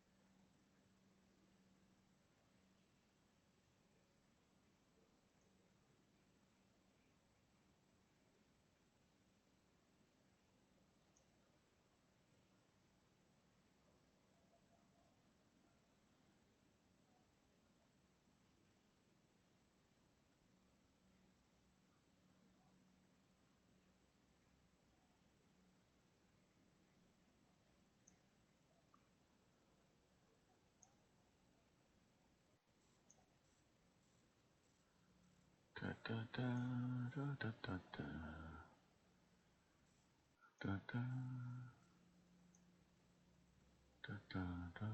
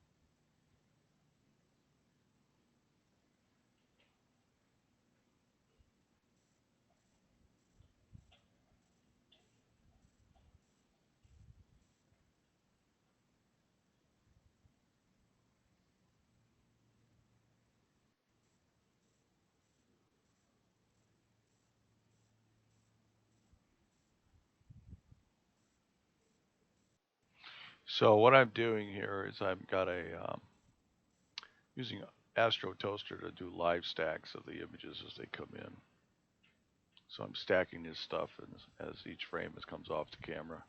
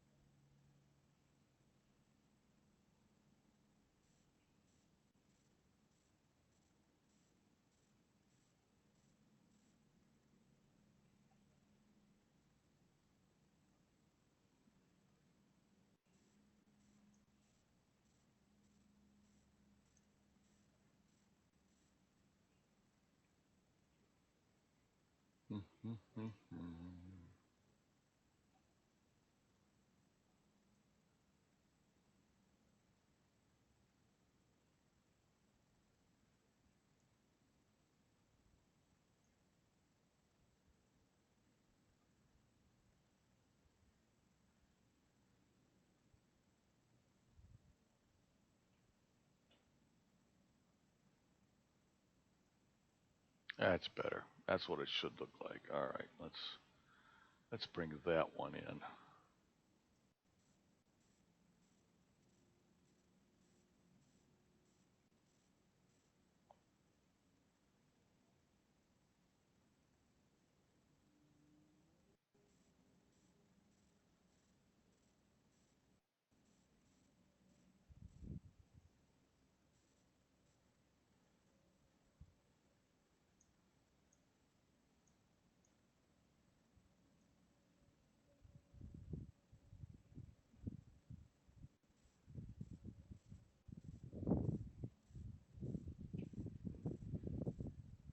Okay. So that's 24 minutes of 1 minute exposures stacked.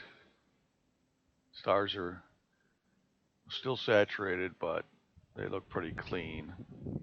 But I don't have a lot of nebulosity. So when I add in the other ones, the 2, 3, and 5 minute ones, it'll dance a little bit more. So we'll play with that for a little bit here.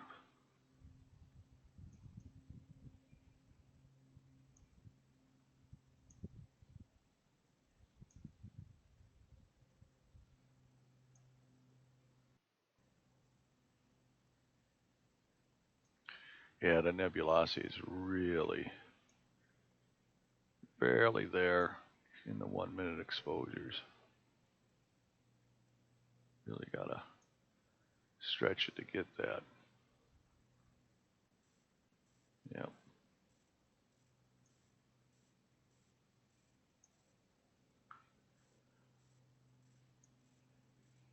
Yeah, bring that dark out a little. Bring that up just a little bit.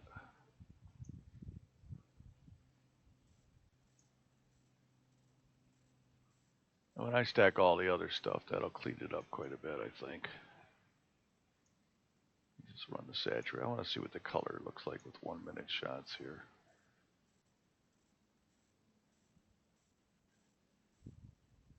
Yeah. Kind of purplish.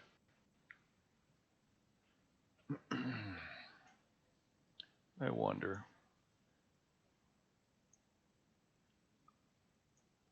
I'm going to open up this guy. I want to see what the photometric would do.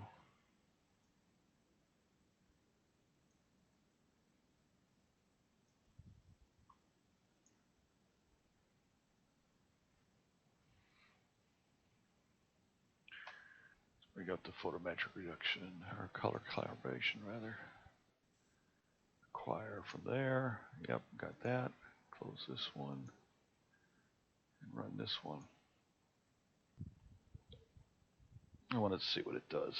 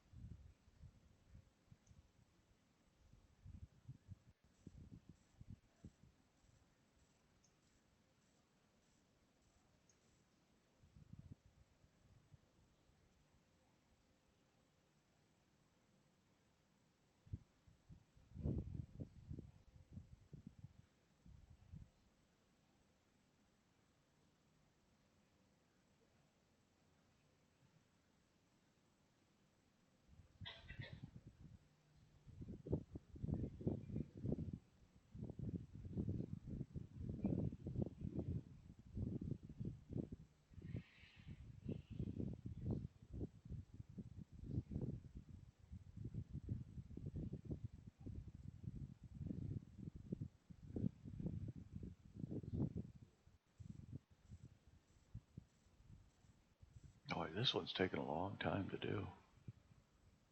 Interesting.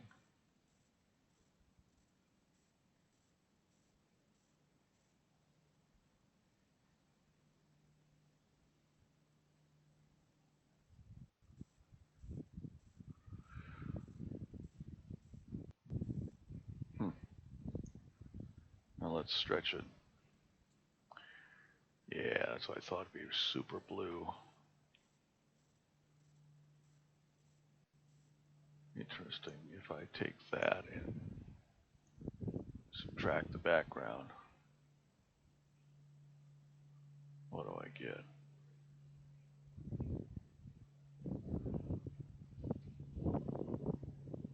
Yeah, pretty close to what I had before. Maybe a little more red now. Yeah. That may be the way to do it then.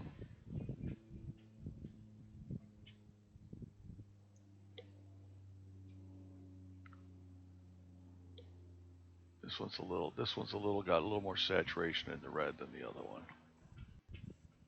Be interesting when I get all its data put together. I'm not going to save any of this. It's just playing with the 1 minute data. Yeah, I wanted to close this window anyways. Same with this one. Yeah. When I'm done with all of the data, I'll stack it all. Clear list. Nope.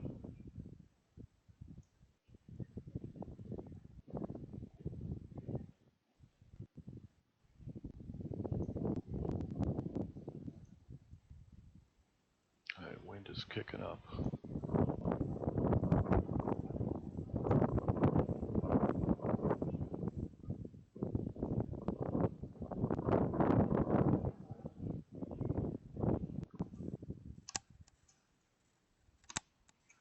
Yeah. I think I figured out the light leak I was getting the other night. I had one device on the pier that has two tiny lights on the Ethernet connection. One is yellow, one was red, I think. No, it wasn't on that device. It was on my DS600.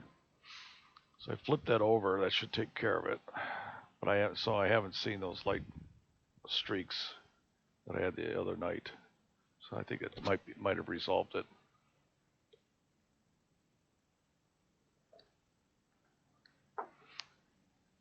I could test that by going back to those objects.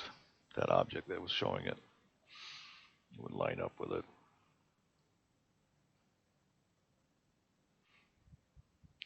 I think it's coming through the superstructure where the shroud doesn't cover, hitting the secondary and coming back down the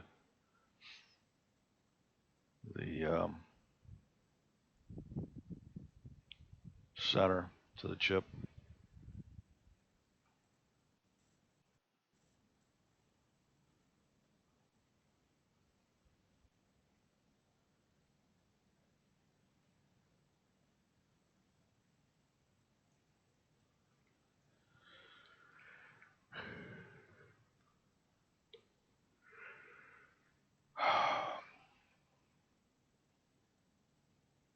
Actually, it's looking pretty good for what it is.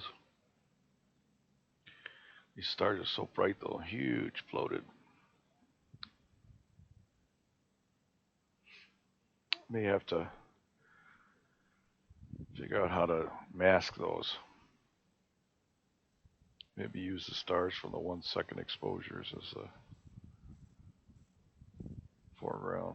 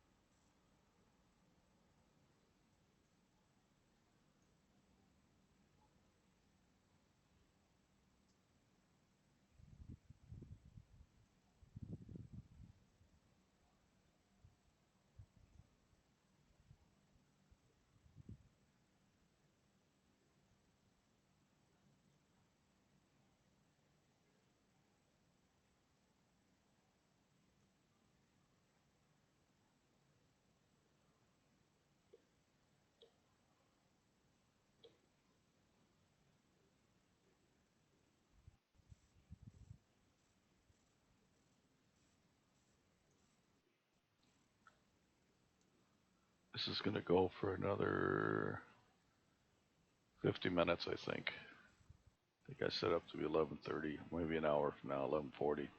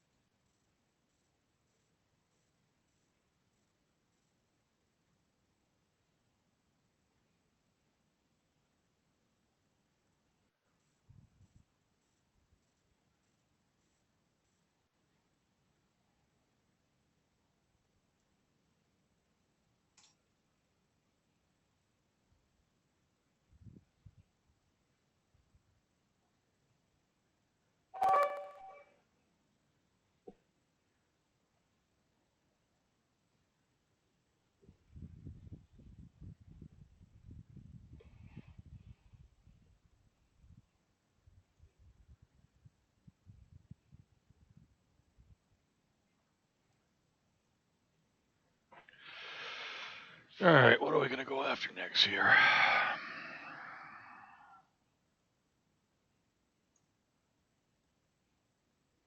Where's Leo?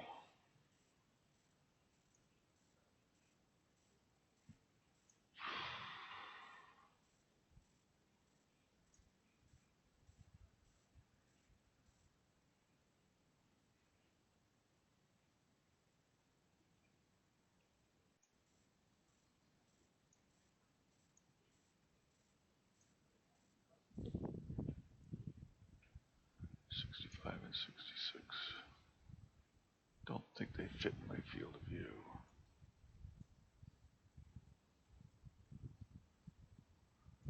Well, yeah, actually they do.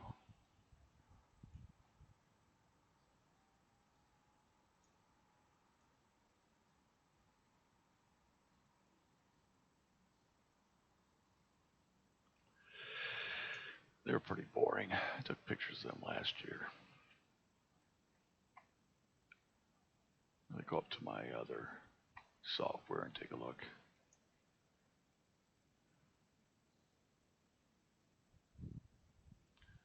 What's this comet here?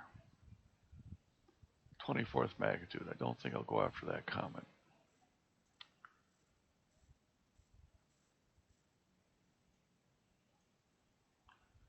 What do we got here?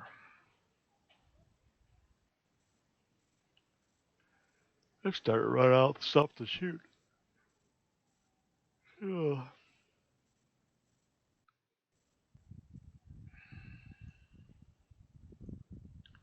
Deep sky. Gotta be 30 degrees at least for 30 minutes. And I got galaxies only. 2403 I've already done. Yeah, one, I don't know. Let's see here.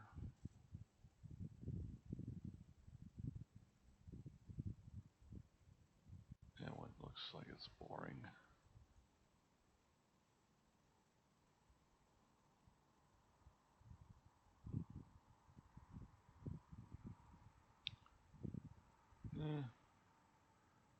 Maybe we should get that one shot. I don't think I've done that one. 2683. Let me take a look.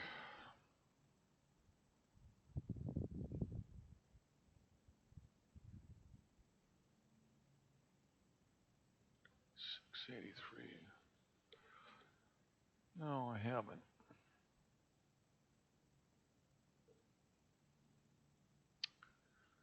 Maybe we go after that one. It's at meridian at 11:30, so we would be catching it coming down.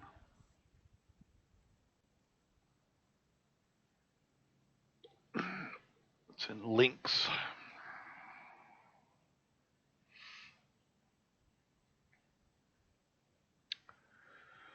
All right, let's see here. Let me add that to a new one here. 3683.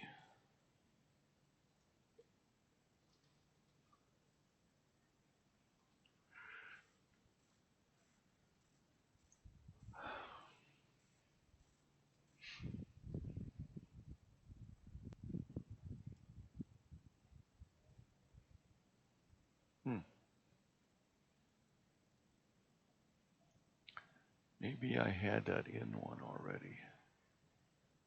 Let's see here, 2403. I already have it in here. Yeah, let's see. Yeah, I did. Oh, this is my galaxy list here. Yep.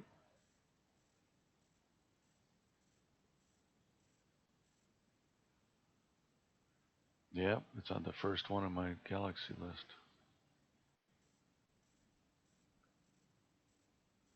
Wonder if I can rename this.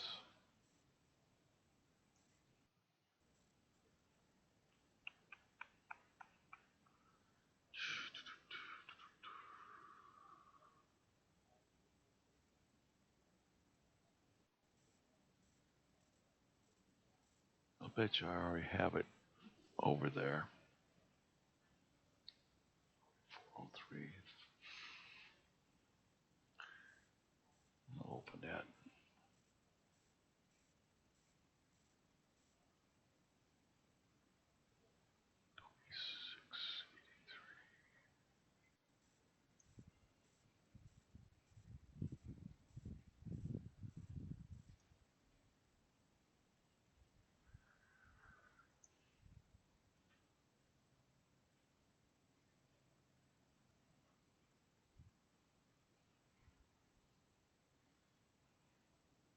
Hmm.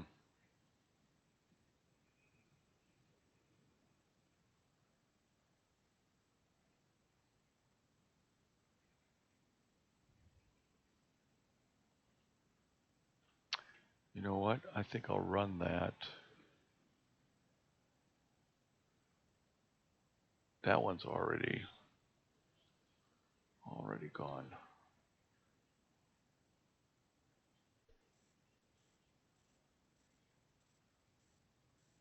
Hmm.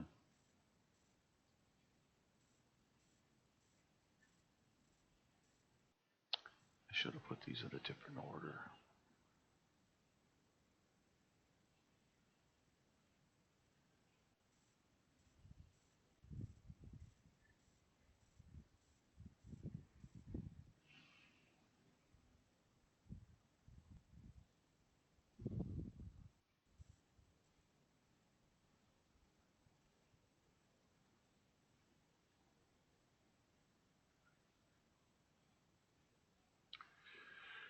All right.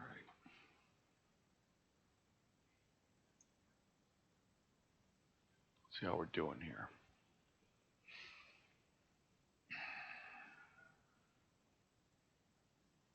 I think I'll back this off to 24.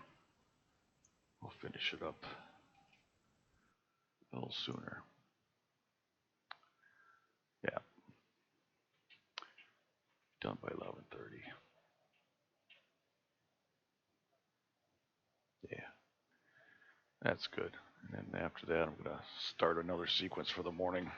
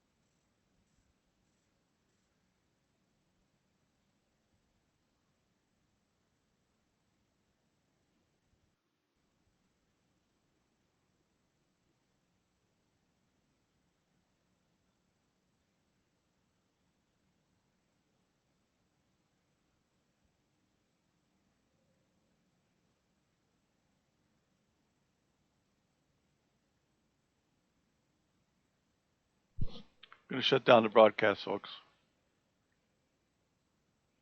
I'll be running all night, but I'm gonna set up for the morning run and go to bed. Chat with you soon.